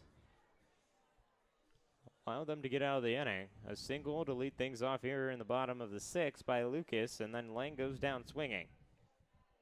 Eisfelder will come in. First pitch for him all game long after taking Michael Rossell's spot. Rossell's day came to an end, a strikeout and then grounded out back to the pitcher. 1-0 outside for ball 2. Runner on first for the Blue Caps, Braden. Chance for him to get a good lead in Lucas and potentially get a second stolen bag if he gets a good jump. 2-0. Runs low for ball 3. Obviously, I don't think he's a threat to run over there at first, and especially 3-0. I don't think there's any reason to run, but he's hoping to get into scoring position via walk here to Eisfelder. Josh Eisfelder. The 3-0 count to him inside for ball 4. Lucas moves over after his single to second after the walk drawn by Eisfelder. The strikeout from Lang, but Austin Lucas with runners on first and second. The Blue Caps down 5. A ball hit well into the outfield could bring in and make this game a little closer. Got to start somewhere, right? You got to chip away, hit it, string a couple hits together, and all of a sudden you look up at that scoreboard and it looks a little more favorable for you. It gets the guys in the dugout going a little bit, feeling a little bit better about themselves, and you never know. First pitch of the at-bat in the zone for strike 1. Lucas hangs the bat over his shoulder. The 0-1 laced into left field. Moving back is Dose. He'll track it, and it's over his head. Hitting off the wall. Rounding first, coming in from third, is Lucas. Sliding into third is Eisfelder. And a stand-up double that drives in a run from Austin Lucas. Dose out there in left started coming in on that ball and quickly realized he was really mistaken as that ball sailed way over his head, and he had to go retrieve that. Have to imagine if Dose got a better read on that ball, he might have been able to haul it, and it would have still been a little bit of a close play. But now the Blue Caps now only down 4 runs, and they have runners at second and third. 1 away in the bottom of the 6th. Flamingos took an early lead back in the 5th. The 3rd. Scored 5 runs. Blue Caps have been chipping away. An 8-4 lead. Pitch to Drew Ward is up high for ball 2. Ward on the day, he's walked twice and flew out. 3 stolen bags to his name. Pitcher using the Jaeger bands over there at the Prairie Flamingos bullpen, getting warm. 2-0 runs way inside, and making a V shape is Ward. Had to really lean back on that one. That was in near his stomach area. Lucky for him, he has a 3-0 count, and it's going to be hard for Lynch to come back. 3-0 with 1 away. A forced pitch in the zone. Make the count 3-1. As a pitcher, anytime you're in a 3-0 count, you really want one right down in the middle, so batter may not bite on it. Now this pitch runs high. Drew Ward will make his 3rd appearance on the base paths tonight. Every time he's reached base, it's been off of a walk. Bases loaded. Believe it or not, KC, this is the game-tying run now at the plate, so if he can get a big swing here, you can look up at that scoreboard. Maybe you're only down 1 or 2 runs after he swings here. Barber will check in on Lynch. Bases loaded situation for Carson Butler. Entered today with one of the highest averages in the KCL, 381 with 8 hits and 5 RBIs. He knocked in an extra RBI back in the 1st off of his ground out, but flew out to right field and struck out his last time up. The bottom of the 6th, an 8-4 lead for the Flamingos. Communication from the infielders. Potentially turn 2. Novotny, the second baseman, out in right before the infield meets the outfield. Lynch nods his head, gets set. Lang watches the first pitch slide into the zone for strike 1. Gotta think Butler wants to drive one into the gap here and run for a while. Has all that room. The left fielder, Dose, playing kind of closer to the line than usual. So if he puts one in that gap or the right center gap, with the center fielder looking like he's playing a little more in, he might be able to run for a very long time. The 0-1 outside for ball one. It's the count 1-1 with one away. The bottom of the sixth, an 8-4 lead, bases loaded situation. A ball put into play here could empty them. A 1-1 hit and right into the glove, but it will be considered foul by home plate umpire Odell Cummings. And the count 1-2. Mentioned if he puts one in between the gaps, I would say if he pulls it the left side of the field between second and third. Big gap between Clawwater and Yates for the Flamingos. A 1-2 count to Butler. Swings and misses, but it's fouled away. Butler putting up a good fight now with 2 strikes on him. He knows how big this at-bat is. 1 ball, 2 strikes, bases loaded for Carson Butler. Lynch comes, sets, and delivers, and it's up high. Evens the count at 2-2. Setting started with a single from Michael Lucas. Carson Butler watches this one up and away, run the count full. Lucas singled and rounded all the bases off of the double from Austin Lucas. Icefelder on third, Austin Lucas on second, and on first is Drew Ward. Carson Butler looks to be the hero with the game-tying run at home plate. He watches this one down below the knees for ball 4. Lynch didn't like that call. It's going to result in another blue cap run. He's still looking down there a little bit, but I mean, if you're not finding the zone, you can't be mad or angry if you're not going to get a call in the black, because as we know, obviously with the umpires, it can be really, you can get into a groove, and sometimes, especially after that, especially after you show them up a little bit, maybe Lynch will get squeezed even more. So not what you want to do when you get a call like that. Tice Beckman will take Max Greamy's spot. After Greamy ended his day, struck out, drew a walk, and flew out into right field. With a bases loaded situation, 3 runs separating these teams in the bottom of the 6th. Pitch outside by Lynch. Logan Lynch, just the third arm appearing for the Flamingos bullpen. Liam Martin led things off. Tice Beckman pitched earlier, but he's up to bat now.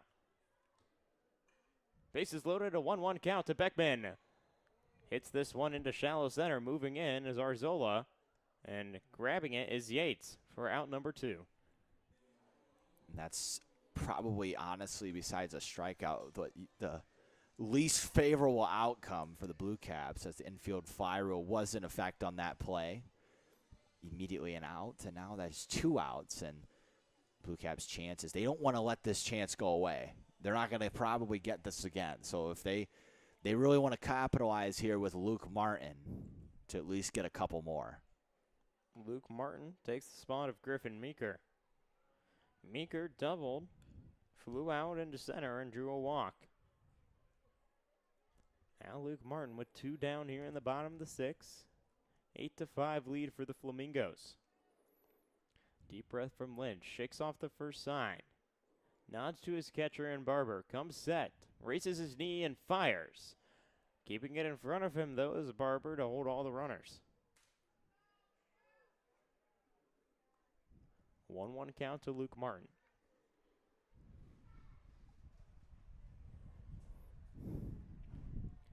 One ball and 1 strike to Martin. 2 down here in the bottom of the 6th. Bases loaded situation. An 8-5 lead for the Flamingos. Lynch comes set.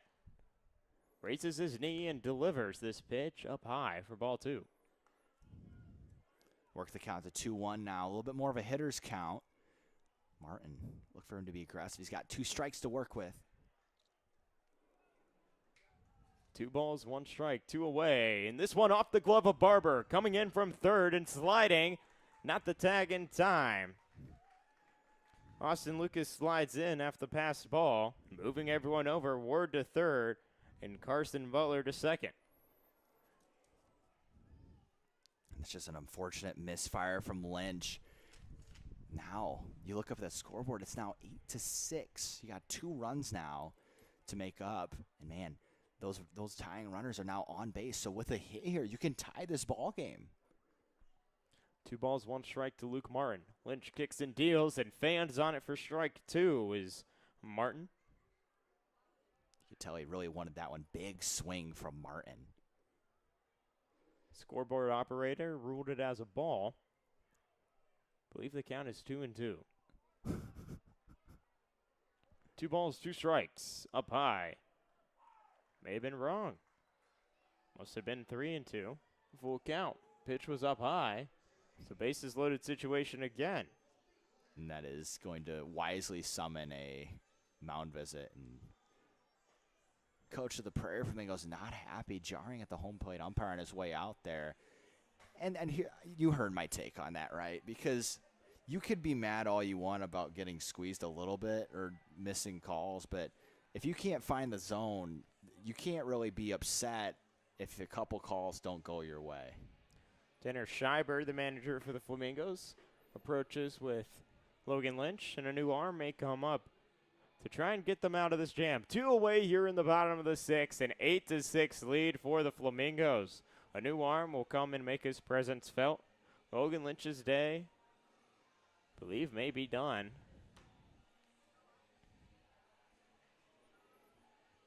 Braden, tough outing. 3 runs allowed, multiple walks given up, and you've almost gone through the entire lineup in 1 inning.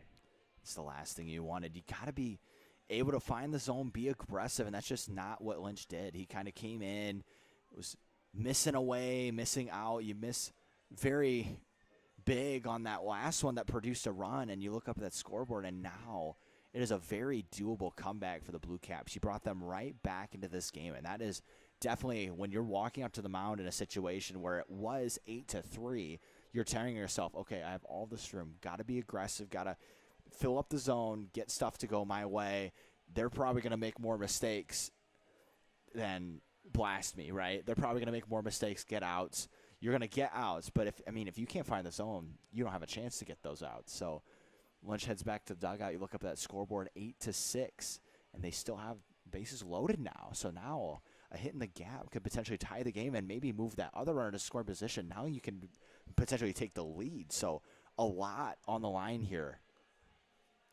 A lot on the line indeed, and Avery Bowles will make his 5th appearance of the season. Pitched in 10 innings, faced 50 batters, 7 hits allowed, 5 runs, 9 strikeouts to 11 walks, an ERA of 3.5. Colby Glenn will dig in with bases loaded, 2 away. Glenn singled with an RBI back in the first, struck out, and grounded into a double play. An 8-6 lead. 3 runs scored by the BlueCaps in this inning. They took a lead back in the first. Game was tied heading into the third, and 5 runs by Flamingos looks to be disappearing. 2 runs separate these teams.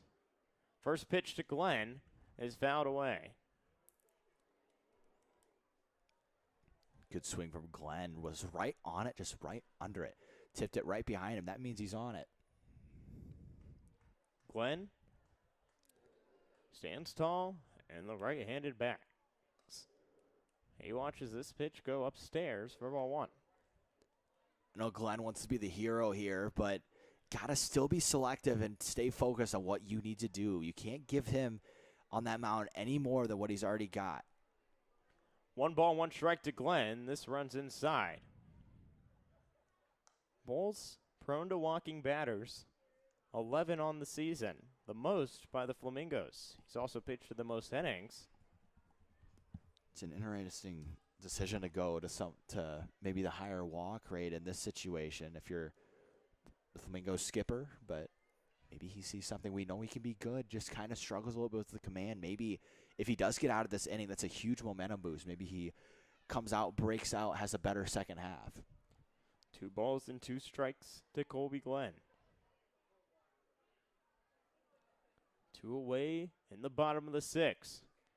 Can Bowles be the hero? The 2-2. Off-speed pitch soars above the zone for a ball. Now this is a crucial pitch right here. Get a special treat here on this hot day. Dippin' Dots served to us, Braden. Full count, runs high. Bases loaded situation. The runner from third comes in to score, and Drew Ward. Moving over from second to third is Carson Butler. From first to second is Griffin Meeker. BlueCaps currently threatening to tie this game. The Prairie Flamingos have completely given them this opportunity here coming up. As, man, that tying runs over there at third. You got the other scoring position as this one's tattooed. Foul to the left side. Chuckled there and taking a bite of my Dippin' Dots to help us cool down. Special thanks to our Assistant General Manager, Joey Shore, and other broadcaster who will be appearing in the second game of this doubleheader, Taylor Hamler, for making that special delivery. Bases loaded, 2 away. 1 run separates these teams. The 0-1 to Lucas. He watches it get in the zone for strike 2. I'll let you enjoy your cookies and cream here for a second. And you spilled it.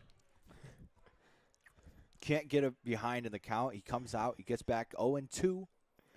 The 0-2 runs way high and ducking down is Lucas. Asking for a paper towel. I like the hand sign. Looking like a catcher there trying to throw it down. What? 1 ball, 2 strikes to Lucas. Bulls. Kicks and deals. Inside and it hits him. This game is tied. Probably the most brutal way possible that you could let this game get tied. Lucas gets hit, and now, we're still not out of this. They still have a lot more opportunities to score here, and there's 2 outs. You just need to make a pitch here if you're the Prairie Flamingos. Bases loaded, 2 outs, a tie ball game here in the bottom of the 6th. Carter Lang struck out. They've gone through their entire lineup. Lang laces one and fouls it away. This is the 11th batter up in the box in the bottom frame of the 6th. A tie ball game 8-8. We've only seen 11 hits between these two teams. Just a lot of walks and free passes from both sides.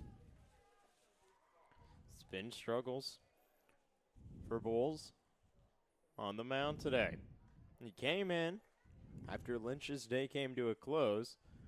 2 insurance runs to play with. Ties it up and hitting one well into foul territory. Moving over his claw water. He tracks it in the sun. Tries to make the diving effort, but it will land in front of him for a long strike. That is no easy play by no means whatsoever. Would have had to try and catch it behind him over his shoulder, and in the sun, just not a great chance to catch it. Unfortunately, he couldn't haul it down. That would have ended this nightmare of an inning for the Prairie Flamingos. 5 runs allowed here in the bottom of the 6th by the Flamingos. They were up in this game 7-1. Yeah, it's just a crazy. We always talk about it. It seems like anything can happen in these KCL games. Just crazy turn of events. The 1-2 hit well and skied into shallow center. Arzola moving over, now calling everyone off as the second baseman. Collect out number 3. A tie ball game here in the Corn Crib. An 8-8 game. We'll take a short break and head into the top of the 7th here on the KCL radio.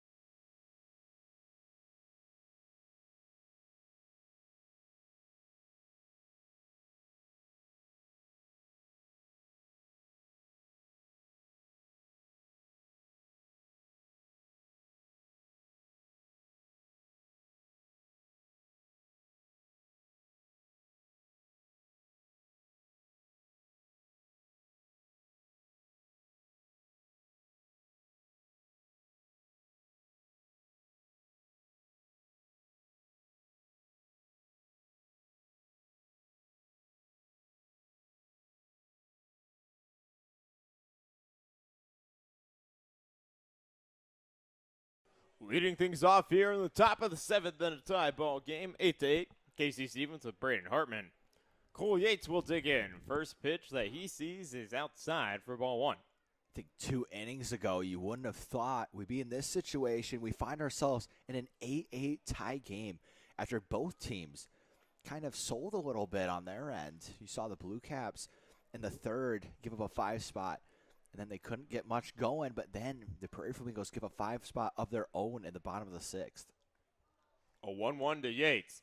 Hit and grounded into the ground. Getting over is Austin Lucas. He zips it over to Eisfelder for out number 1. Nice routine from Lucas. Was able to come in on the ball, take his time, flip it over to first for a quick first out. That's what you got to do if you're the BlueCaps. Got to collect outs. 1 away in the top of the 7th. The BlueCaps want to try and win this game for a nice crowd turnout for KCL.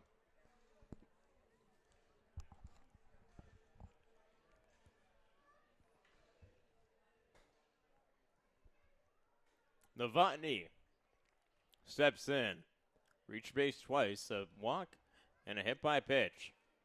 Ward's first pitch to him of this at-bat runs low for a ball. How's that cookies and cream Dippin' Dots? I gotta ask. It was really good in the break. It was really good. Nice. I feel a lot more alive right now.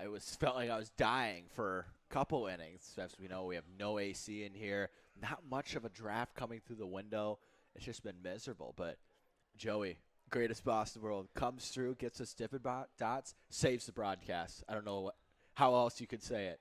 Novotny chops one, stays fair, and it will roll, but it'll still be there. Home plate umpire calls it fair. Bounce and took a weird angle past the third base line after passing the third base bag to stay fair. I mean, that's one you just got to come in and get, especially if you see that it's spinning that much. You're not going to get a good bounce anyway. So, tough mental error over there, and now there's a runner on first, and the Flamingos have a chance to take back the lead that they held for so long in this game. Arzola, a hit by pitch back in the third that drove in a run, but 0 of 2 on the day. First pitch of this at-bat outside for ball 1. Ozerlo has a runner on first with one down here in the top of the 7th, an 8-8 tie ball game. Drew Ward nods his head, kicks and deals, hit well when fouled away. Good swing on it, which is late. I love Arizona's swing. He kind of, I'm not quite sure who his swing reminds me of, but he's got that high arcing swing, almost like an uppercut that goes. We saw him hit a home run. When he hits a home run with that swing, it looks really nice. Reminds me of Mike Trout's swing. That's a good one. That's a good comparison. A runner on first, a 1-1 count to Arzola. One down here in the top of the 7th, an 8-8 ball game. Drew Ward kicks and deals, hit well into center field.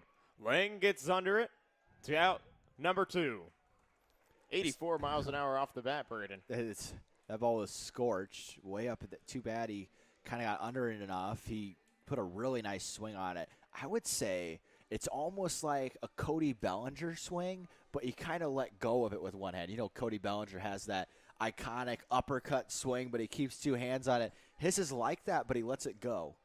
So it's almost like a combination of some old Cubs. Well, one's current, but Ian Happ and Cody Bellinger. If you put those 2 swings together, lefty, you got his swing.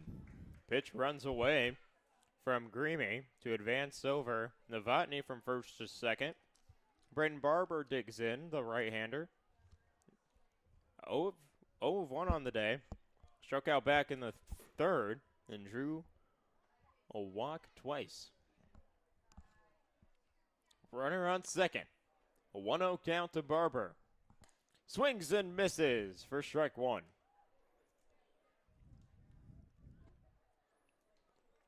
For the KCL,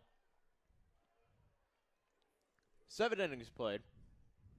We are in the top of the 7th. Now this one hit into right field. Bobbling the throw is Glenn, and a run will come in to score. Flamingos retake the lead. An unfortunate bobble for Glenn. I think if he was able to put a good throw on it, he would have had him by a lot, but does bobble it. Now there's no throw, and now you see the Flamingos get a run back. So it's a 9-8 game, far from over. Let's be clear, very far from over. 2 away in the top of the 7th. Flamingos regain the lead. This hit into right field. Butler gets under it for out number 3. A 9-8 ball game. 3 outs left to play with for the Blue Caps. Can they answer back? We'll have it here on the KCL radio after this short break.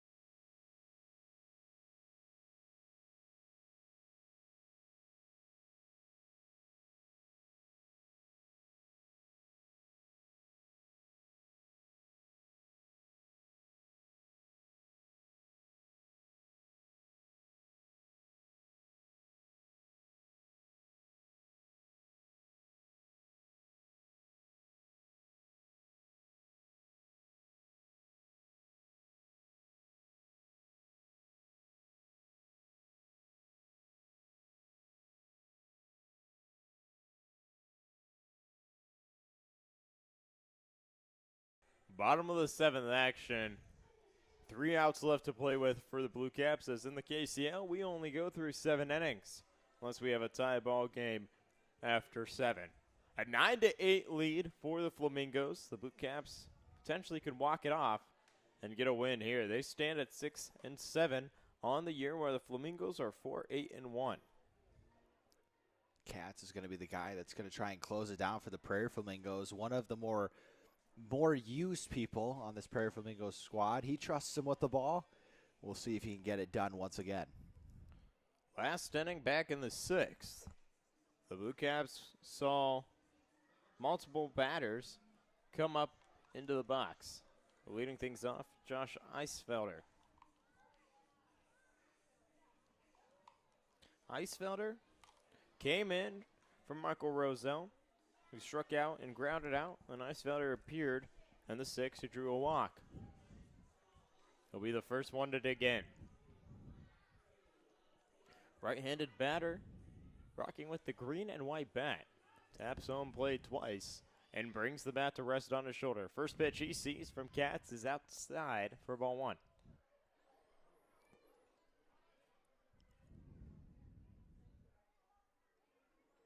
Katz steps, kicks, and fires, and fouled away. Katz has got to be thinking, if they're going to beat me, they're going to have to hit off me. Cannot afford to give up any free passes in this inning. The 1-1, he loses all control of it. Make the count 2-1. I would personally feel a lot more positive about the outing if they beat me hitting me rather than I'm giving them free stuff. This hit into right center, and it will drop. Eisfelder will lead things off with a single.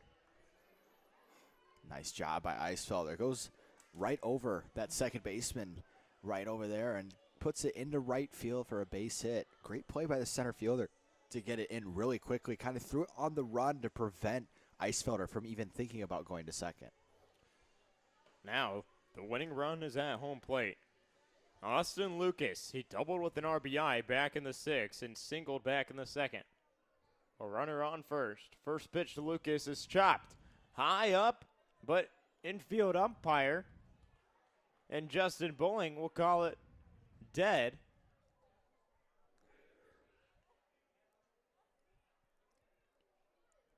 No argument from Lucas. So I think it must have caught a piece of him, is what I'm assuming would happen, because they're going to send the runner back to first.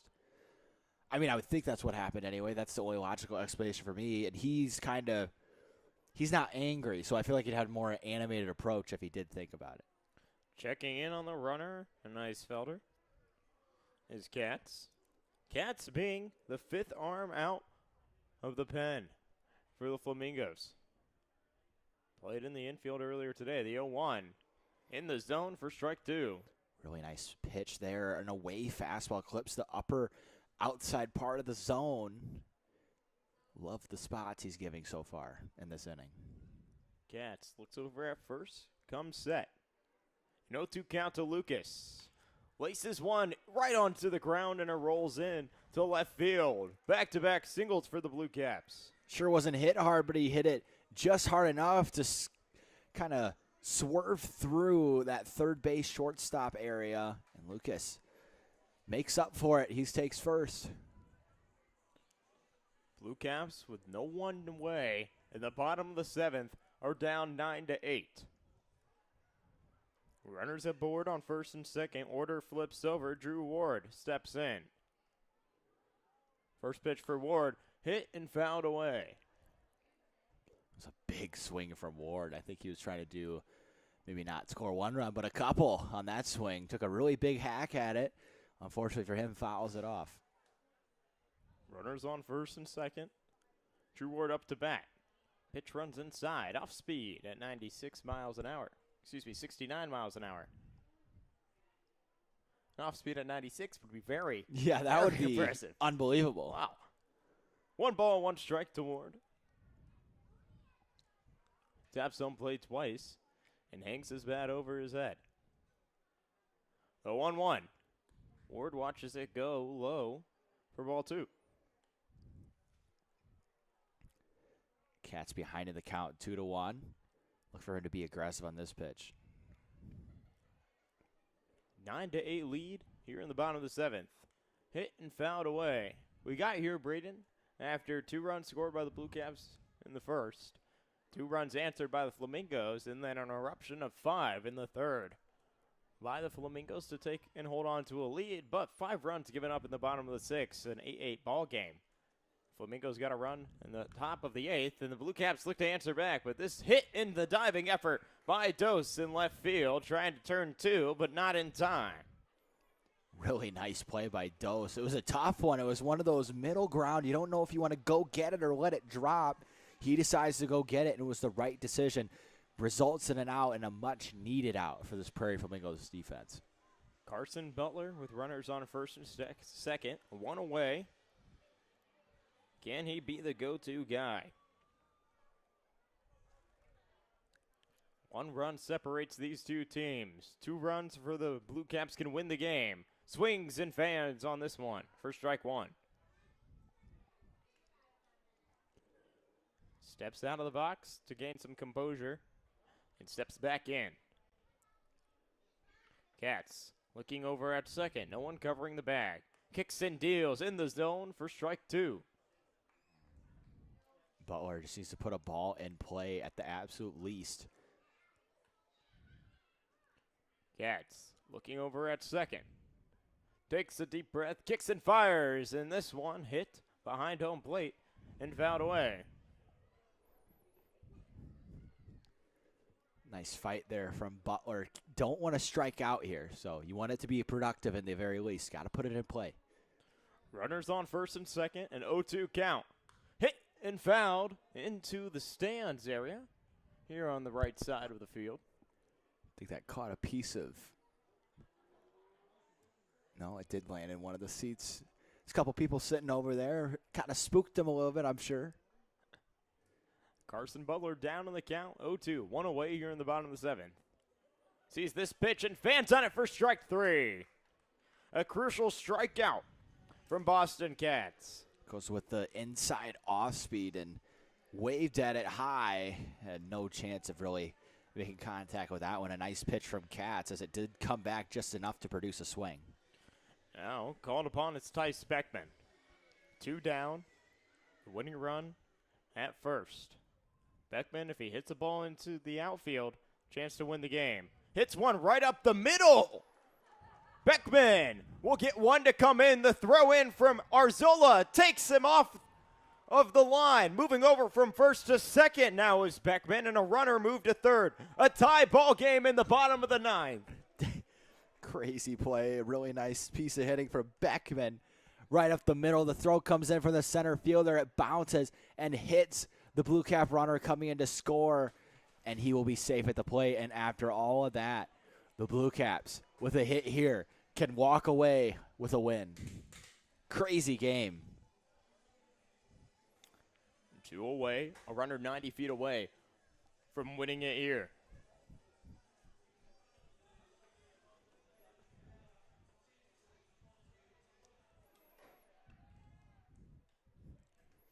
Bottom of the 7th, in is Luke Martin. The walk-off in play. A 9-9 game, Braden, in the bottom of the 7th. Of first game of 2 of the doubleheader. Runners on second to third. Luke Martin, can you be the hero? He watches this one outside for ball 2. Back 2-0. I mean, with the base open, you look at who's on deck, and I think you'd rather face this guy, but we'll see how he goes with him. And now he's behind 3-0, so I don't know if he will. 2-0 ran high. 3 balls, no strikes. 2 away in the bottom of the 7th. A tie ball game. 9-9. Runners on second to third. 3-0. Hit right up the middle. The walk-off is complete. Luke Martin wins it for the Blue Caps.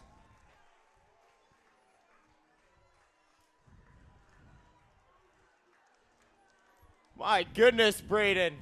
A hit 81 miles an hour off the bat. Right off of the mound. Rolls into center field. A runner 90 feet away from coming in. Austin Lucas scoring the winning run. But Luke Martin came in back in the 6th, and he ends it. A 10-9 win for the Blue Caps. Wow.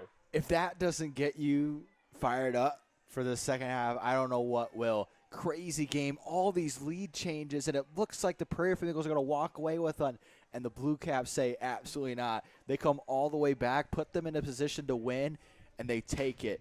So, man, I mean, we know the Blue Caps have been in a funk a little bit lately. If that doesn't take you out, I don't know what will. From being down 7-2 to then fighting back, 2 outs on the board, a guy who came in the middle of the game wins it. Blue Caps win 10-9. For Braden Hartman, I've been Casey Stevens. You've been listening to the KCL Radio on our YouTube page. But don't go anywhere. We'll have another stream up here shortly for game number 2 of this doubleheader.